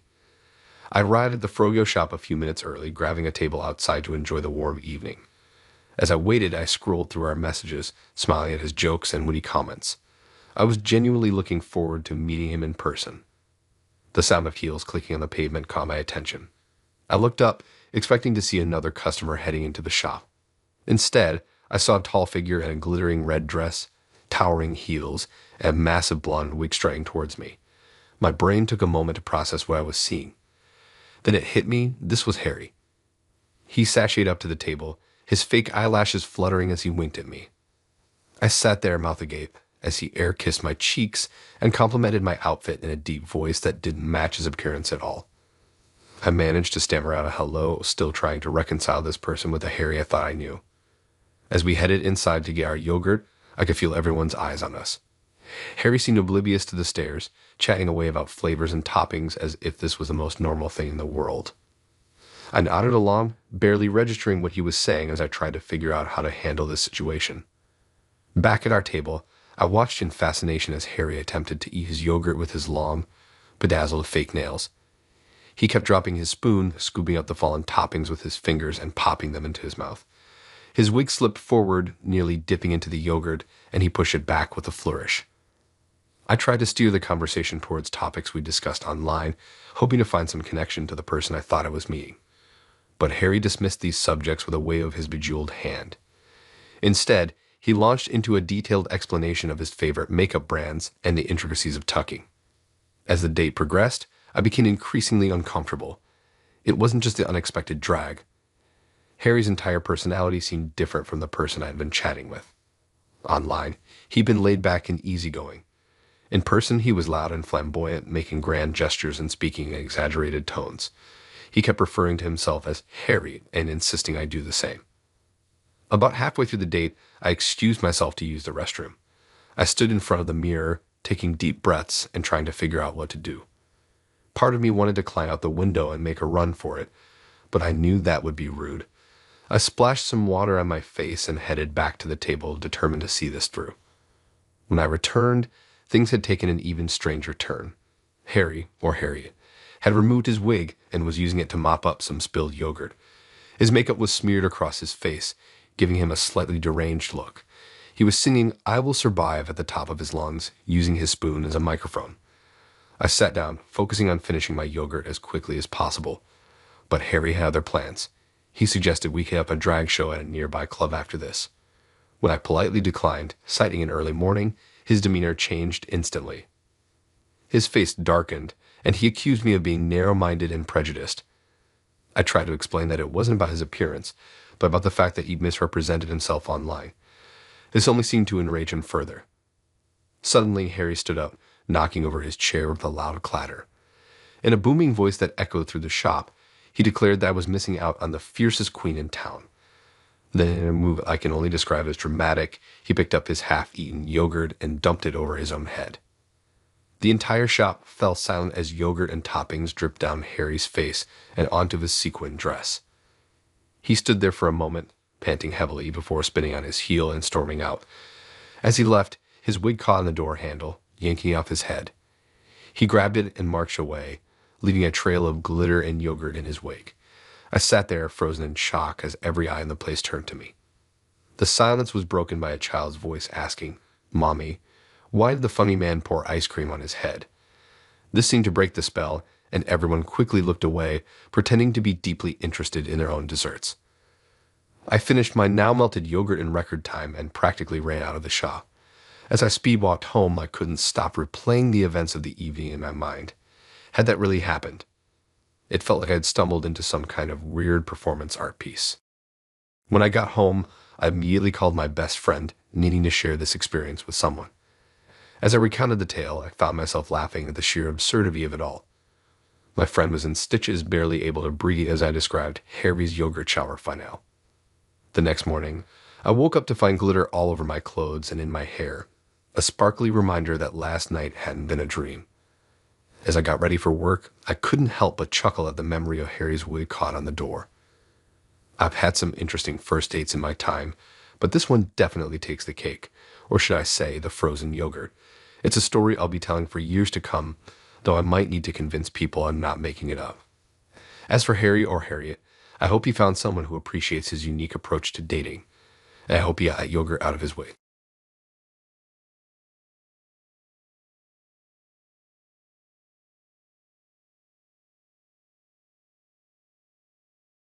This story is so wild, you'll think I'm making it up, but I swear on my grandma's secret recipe book, every word is true.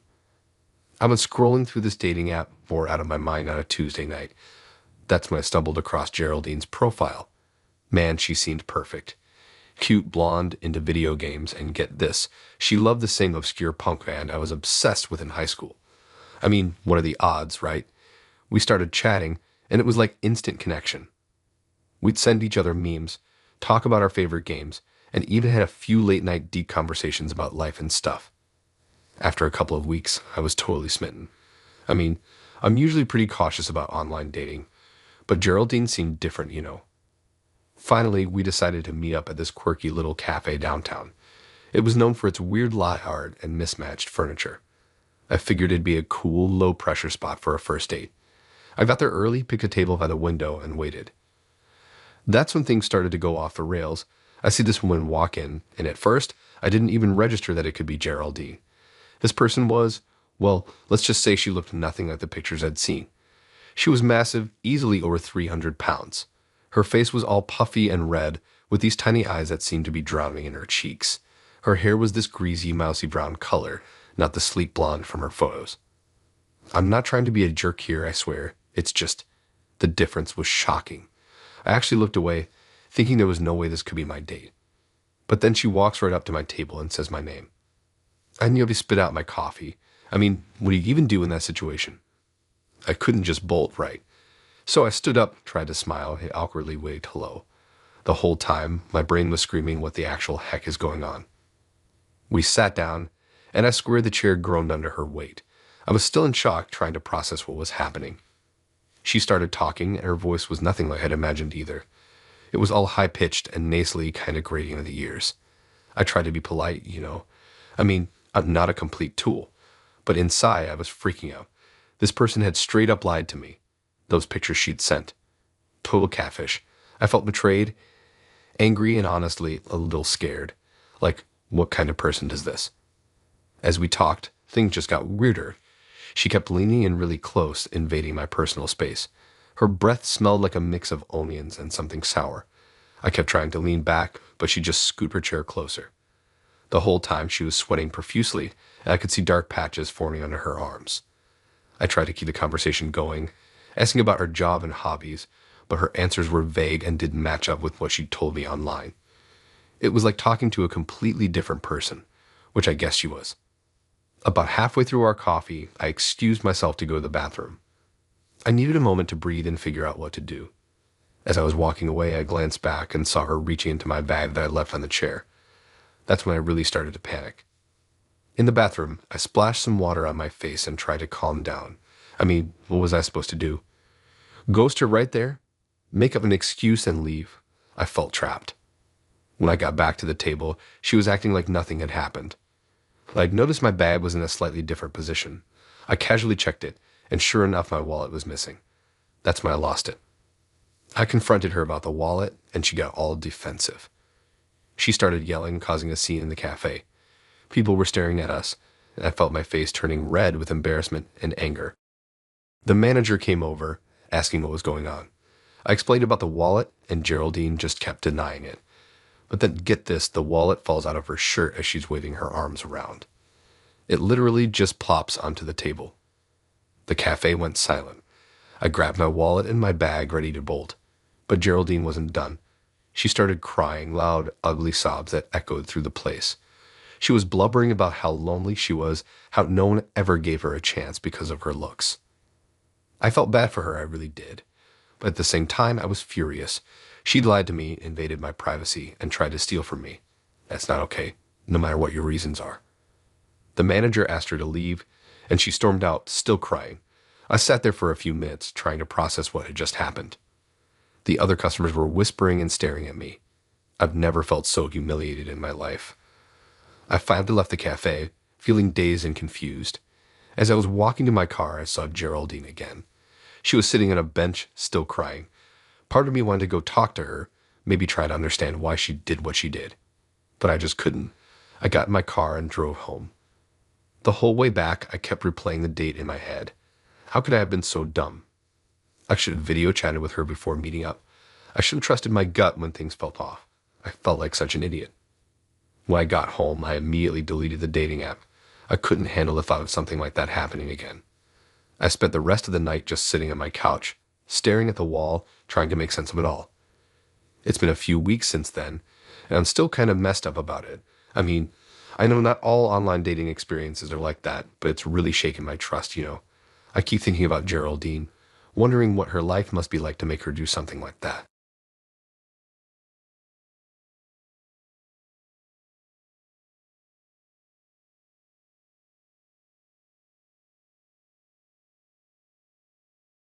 I matched with this guy, Pete, on a dating app. We'd been chatting for a couple weeks, and he seemed pretty cool. Funny, cute, had a decent job, all the usual stuff you look for, right? We decided to meet up at this cozy little cafe downtown. I got there early, found a table near the window, and waited, feeling those typical first date butterflies. Pete showed up right on time, looking just like his pictures. Good start, I thought. We ordered our drinks, a lot for me, black coffee for him, and started chatting. At first, everything seemed normal. We talked about our jobs, our hobbies, our favorite Netflix shows. But looking back, there were definitely some weird vibes I should have picked up on. For one thing, Pete kept glancing around the cafe like he was nervous or looking for someone. I figured maybe he was just anxious about the date, but nope, that wasn't it at all. He also kept steering the conversation back to money, asking about my job, how much I made if I lived alone. At the time, I thought he was just making conversation, but now I realize he was totally fishing for info. About 45 minutes into our date, Pete excused himself to go to the bathroom. I didn't think much of it, just checked my phone while I waited. But after like 10 minutes, I started to wonder what was taking so long. That's when I noticed my purse was gone. At first, I thought maybe I'd moved it and forgotten. I looked under the table around my chair, but nope, vanished. And then it hit me, Pete must have taken it when he got up. My heart started racing. A wallet, keys, phone, everything was in that purse. I jumped up and ran to the bathroom, but of course, Pete wasn't there. I asked a barista if they'd seen him leave, and they said yeah. Some guy had just rushed out a few minutes ago. I couldn't believe this was happening. I mean, who steals a purse on a first date? I was about to ask the barista to call the police when I spotted something out the window. Pete running down the street with my purse. Without thinking, I bolted out the door after him. In heels, not my smartest move, but I wasn't exactly thinking clearly at that point. The street was busy with Friday night crowds, and I had to dodge people left and right as I chased after Pete. My feet were killing me in those heels, but adrenaline kept me going. I did see Pete up ahead, weaving through the crowd, my pink purse clutched under his arm. I chased him for about 2 blocks, yelling for him to stop. People on the street were staring at us like we were crazy, which I guess we kind of were. A couple of guys tried to stop Pete, but he shoved past them. Just when I thought I was going to lose him, Pete ducked down an alley. I followed, my heart pounding. The alley was narrow and dark, lined with dumpsters and fire escapes. I slowed down, suddenly realizing how dangerous this situation could be. The alley turned out to be a dead end, and Pete realized he was trapped. He turned to face me, and that's when I saw he had a knife in his hand. My blood ran cold. This wasn't just some jerk trying to steal my stuff. This guy was dangerous. I froze, not sure what to do. Pete was yelling at me to back off, waving the knife around. I was terrified, but also still really mad. I mean, we'd just been on a date, for crying out loud. I tried to reason with him, telling him to just give me back my purse and I'd let him go. But he wasn't having it. Just when I thought things couldn't get any crazier, I heard sirens. Apparently, someone had seen us running and called the cops. Pete panicked and tried to climb over a fence at the end of the alley, but he was too slow. 2 police officers showed up and cornered him. Pete dropped my purse and the knife and put his hands up. I've never been so relieved to see cops in my life. They handcuffed Pete while I stood there, shaking and trying to catch my breath. The next couple of hours were a blur of giving statements and filling out reports. Turns out Pete was wanted for a string of similar crimes. He'd go on dates with women, then steal their purses or wallets. The cops had been trying to catch him for weeks. I got my purse back, thankfully with everything still inside. The police offered to call someone to pick me up, but I just wanted to go home and process everything that had happened. As I walked back to my apartment, still shaking a bit, I couldn't help but laugh at the absurdity of it all. I mean, of all the bad first dates I've been on, this one definitely took the cake. When I finally got home, I locked the door behind me and collapsed on the couch. My feet were blistered from running in heels, and I had a scrape on my knee from when I'd stumbled in the alley. I felt exhausted, scared, and weirdly exhilarated all at once. I called my best friend and spilled the whole story. She couldn't believe it, kept asking if I was making it up. I almost wished I was. We stayed on the phone for hours, going over every detail of the night. The next day, I woke up feeling like I dreamed the whole thing. But the scrapes on my knee and the police report on my coffee table proved it was all too real. I spent most of the day in bed, alternating between napping and replaying the events in my head. On Monday, I got a call from the police. They wanted me to come down to the station to identify Pete in a lineup. It was surreal standing there and pointing him out. He looked so different in the harsh station lights. Nothing like the charming guy I'd met for coffee. After the lineup, the detective told me more about Pete's crimes. Apparently, he'd been doing this for months, targeting women he met on dating apps. I was lucky, the detective said. Some of his victims had been hurt when they resisted. It took a while for the whole experience to sink in. For weeks after, I jumped at every little noise and couldn't bring myself to go on any dates. But slowly, I started to feel more like myself again. Now, months later, I can look back on that night with a kind of disbelief. Did that really happen to me?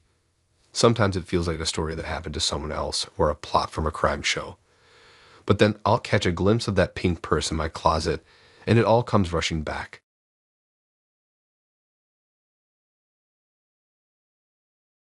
So Saturday rolls around, and I'm getting ready for the date. I put on my favorite jeans, a cute top, and these killer heels that always make me feel confident. I grab my pink purse, the one my sister got me for my birthday, and head out the door. I'm feeling pretty good. Like maybe this could be the start of something great. I get to the coffee shop a few minutes early and snag a table by the window. I'm people watching and trying not to look like I'm nervously waiting for a date when Pete walks in. He looks just like his pictures. Tall, dark hair, nice smile. He spots me and comes over, and we do that awkward first date half hug thing. We order our drinks. I get a vanilla latte, he was for plain black coffee, and start chatting. At first, everything seems normal. We're talking about our jobs. He says he works in IT. Our hobbies. He claims to be into rock climbing. And our favorite movies. But looking back, there were definitely some red flags I should have noticed. For one thing, he keeps glancing around the coffee shop like he's nervous or looking for someone. I figured maybe he was just anxious about the date, but nope, that wasn't it at all. He'd also keep steering the conversation back to money, asking about my job, how much I make if I live alone. At the time, I thought he was just making conversation, but now I realize he was totally fishing for info. About 45 minutes into our date, Pete excuses himself to go to the bathroom. I don't think much of it, just check my phone while I wait. But after like 10 minutes, I start to wonder what's taking so long. That's when I notice my purse is gone. At first, I think maybe I moved it and forgot. I look under the table around my chair, but nope, vanished. And then it hits me. Pete must have taken it when he got up. My heart starts racing. My wallet, keys, phone, everything is in that purse. I jump up and run to the bathroom, but of course, Pete isn't there. I ask a barista if they've seen him leave, and they say, yeah, some guy had just rushed out a few minutes ago. I can't believe this is happening. I mean, who steals a purse on a first date? I'm about to ask the barista to call the police when I spot something out the window, Pete running down the street with my purse. Without thinking, I bolt out the door after him. In heels. Not my smartest move, but I'm not exactly thinking clearly at this point.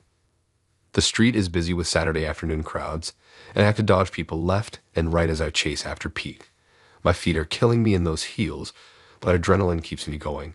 I can see Pete up ahead, weaving through the crowd, my pink purse clutched under his arm. I chase him for about 2 blocks, yelling for him to stop. People on the street are staring at us like we're crazy, which I guess we kind of are. A couple of guys try to stop Pete, but he shoves past them. Just when I think I'm going to lose him, Pete ducks down an alley. I follow, my heart pounding. The alley is narrow and dark, lined with dumpsters and fire escapes. I slow down, suddenly realizing how dangerous this situation could be.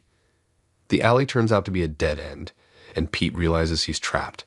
He turns to face me, and that's when I see he has a knife in his hand. My blood runs cold. This isn't just some jerk trying to steal my stuff. This guy is dangerous. I freeze, not sure what to do. Pete is yelling at me to back off, waving the knife around. I'm terrified, but also still really mad.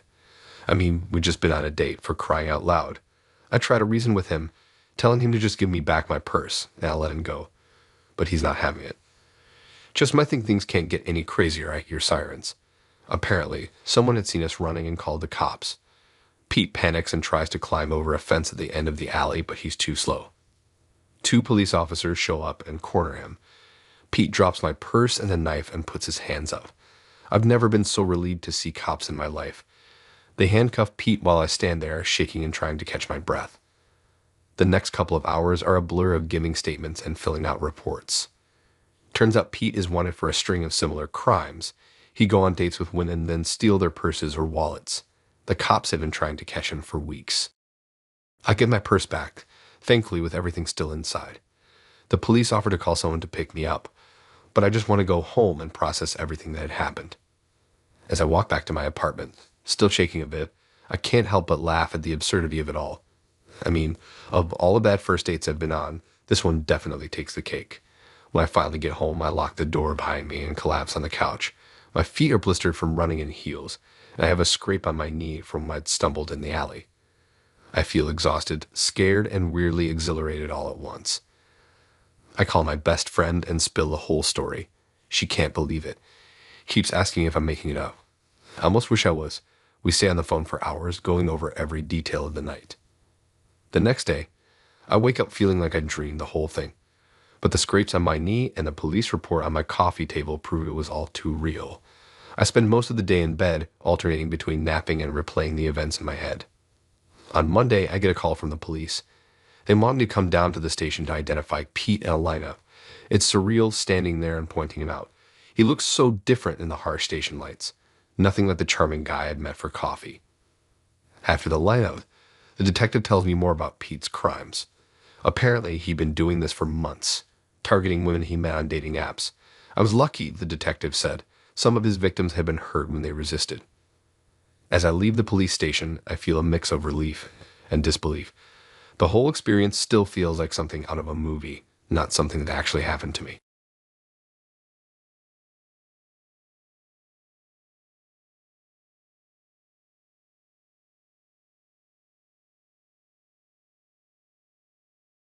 I just had the most insane first date of my life, and I'm still trying to wrap my head around what went down. It all started with a swipe right on a dating app, and ended with me questioning my sanity and my choice in friends. Buckle up, because this is gonna be a wild ride. So there I was scrolling through Tinder one night, bored out of my mind. That's when I came across Amanda's profile. She seemed perfect, cute smile, loved the same obscure indie bands as me, and even had a weird obsession with collecting vintage cereal boxes. I thought jackpot.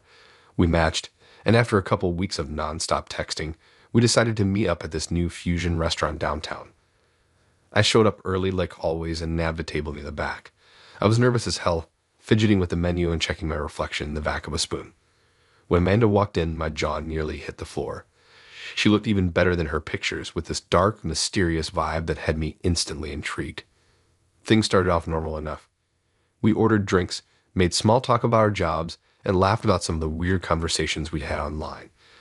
But then things took a turn for the bizarre. Amanda leaned in close, her eyes darting around the restaurant, and whispered, "Can I tell you a secret?" Now I'm thinking she's gonna confess to using old pictures or lying about her age or something. Nope. She tells me dead serious that she can see dead people. Not just sometimes, but all the time. She points to an empty chair at a nearby table and says there's an old man sitting there staring right at us. I laughed it off thinking it was some kind of joke. But Amanda didn't crack a smile. She just kept describing this ghost in vivid detail. His plaid shirt, his bushy eyebrows, the way he was angrily mumbling about the price of the soup. I started to feel really uneasy, but I figured maybe she was just really committed to this bit. As the night went on, things got weirder and weirder. Amanda ordered a bloody steak and asked the waiter if it could be extra bloody, like still mooing. When it arrived, she barely touched it with her fork before declaring it perfect and digging in with her hands. I'm sitting there, watching her tear into this steak like a wild animal, blood dripping down her chin, and I'm thinking, what the hell did I get myself into? But it didn't stop there. Oh no, it got so much worse. Amanda started telling me about her hobby of visiting cemeteries at night, not just to look at the graves, but to commune with the spirits. She went into graphic detail about how she'd lie on top of graves, trying to absorb the energy of the dead. I'm sitting there, fork frozen halfway to my mouth, wondering if I'm on a date with a legit psychopath. Just when I thought it couldn't get any creepier, Amanda pulls out this little velvet bag from her purse. She dumps the contents onto the table, and I kid you not, it's a bunch of human teeth. She starts arranging them in a circle around her plate, telling me how each tooth has a story and how she can feel the pain of the person it belonged to. At this point, I'm seriously considering making a run for it, but I'm also kind of paralyzed with fear. Like, what if she follows me? What if she puts a curse on me or something? So I just sit there, nodding and smiling weakly, while she goes on about her tooth collection. Then, out of nowhere, Amanda asks if I want to join her for a special ritual after dinner.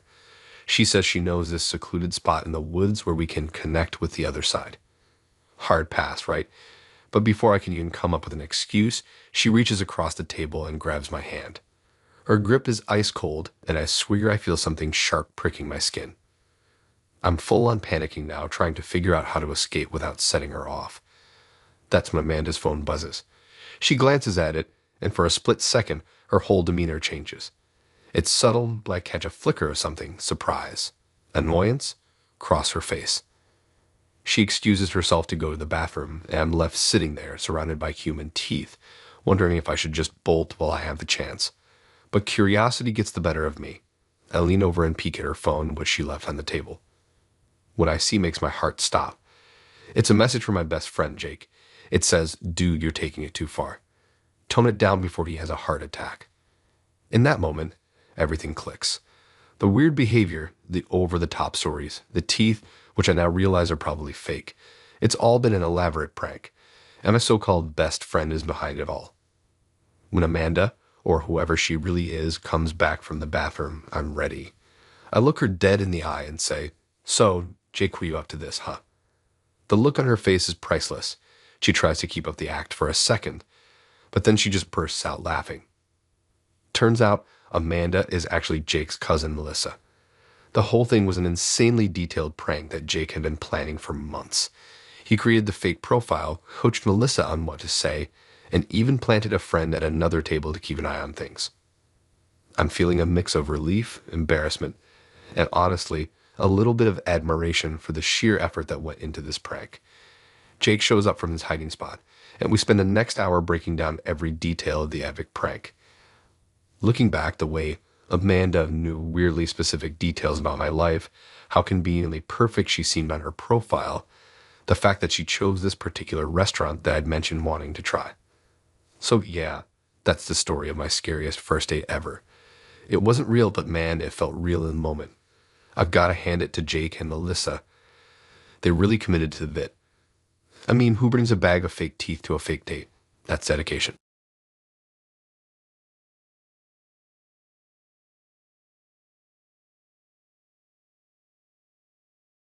It's a scorching hot day in July, and I'm sitting at my favorite coffee shop, scrolling through this new dating app I downloaded on a whim. That's when I came across Simon's profile. Tall, dark, and handsome with a killer smile. He seemed almost too good to be true. We matched, and before I knew it, we were chatting up a storm. After a week of non-stop messaging, we decided to meet up. I was beyond excited. I spent hours getting ready, trying on practically every outfit in my closet. I finally settled on this cute sundress I've been saving for a special occasion. Little did I know I was dressing up for a nightmare. We agreed to meet at this trendy new restaurant downtown. I got there a few minutes early and grabbed a table on the patio. As I was waiting, I noticed this guy across the street who seemed to be taking photos. I didn't think much of it at the time. The restaurant was in a pretty touristy area after all. Simon showed up right on time, looking even better than his pictures. He had this confident swagger that immediately drew me in. We ordered our drinks and started chatting. At first, everything seemed perfect. He was funny, charming, and seemed genuinely interested in what I had to say. But then things started getting weird. Simon began mentioning stuff about me that I was sure I hadn't told him. He knew where I worked, even though I'd only told him my job title. He brought up this obscure band I love, which I definitely hadn't mentioned. He even made a comment about how my sister and I look alike, but I'd never said anything about having a sister. I started feeling really uneasy, but I tried to brush it off. Maybe I'd mentioned these things and just forgot, or perhaps he'd done some harmless social media stalking before our date. I didn't want to seem paranoid, so I kept the conversation going. As we finished our meal, Simon suggested we take a walk in the nearby park. I wasn't sure if I wanted to, but I also didn't want to seem rude, so I agreed, figuring we'd be in a public place anyway. We started walking, and Simon kept getting closer and closer to me. Every time I tried to put some distance between us, he'd find a way to close the gap. He'd point out something in the distance, placing his hand on my back to guide my gaze, or he'd accidentally bump into me when someone passed by on the path. That's when I noticed something that made my skin crawl. As we were walking, I caught a glimpse of Simon's phone screen. He had a map open with a little blue dot moving along it, a location tracker. It was following our exact path through the park. My heart started racing. How could he be tracking me? Then it hit me. My phone. Somehow he must have gotten access to my location. But how? When? I tried to stay calm. My mind was going a mile a minute. I started noticing other things too. Like how Simon seemed to know exactly where we were going, even though I was supposedly leading the way. Or how he kept glancing around, almost like he was looking for someone. As we rounded a corner, I saw something that made my blood run cold.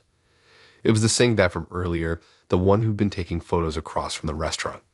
He was pretending to be bird watching, but his camera was pointed right at us. I knew I had to get out of there. I made up some excuse about not feeling well and needing to head home. Simon looked disappointed, but said he understood. He offered to walk me in my car, but I insisted I was fine on my own. As I was turning to leave, he grabbed my hand and pulled me in for a hug. It lasted way too long, and I could feel him breathing in deeply like he was trying to memorize my scent or something. It took everything in me not to push him away and run. I speed walked to my car, trying not to look as freaked out as I felt.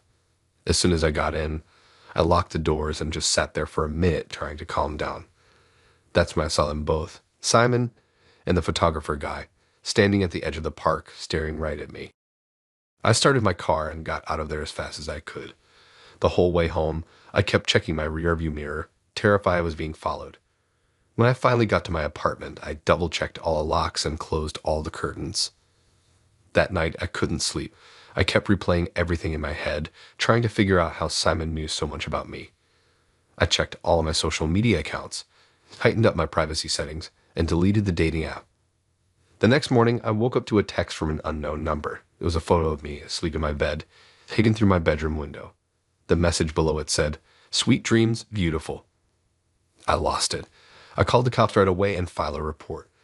They took it seriously, thank God, and started investigating. Turns out, Simon wasn't even his real name. He was a known stalker who'd been targeting women through dating apps. The police found a whole stash of photos and information about me at his place. He'd been following me for weeks before we even matched on the app. He'd somehow hacked into my phone, placed a tracker on my car, and had been documenting my every move. It took a few months, but they finally caught him. He's in jail now, and I've got a restraining order against him. But honestly, I still don't feel safe. I'm jumping at every sound, constantly looking over my shoulder. I've even thought about moving to a new city just to get a fresh start.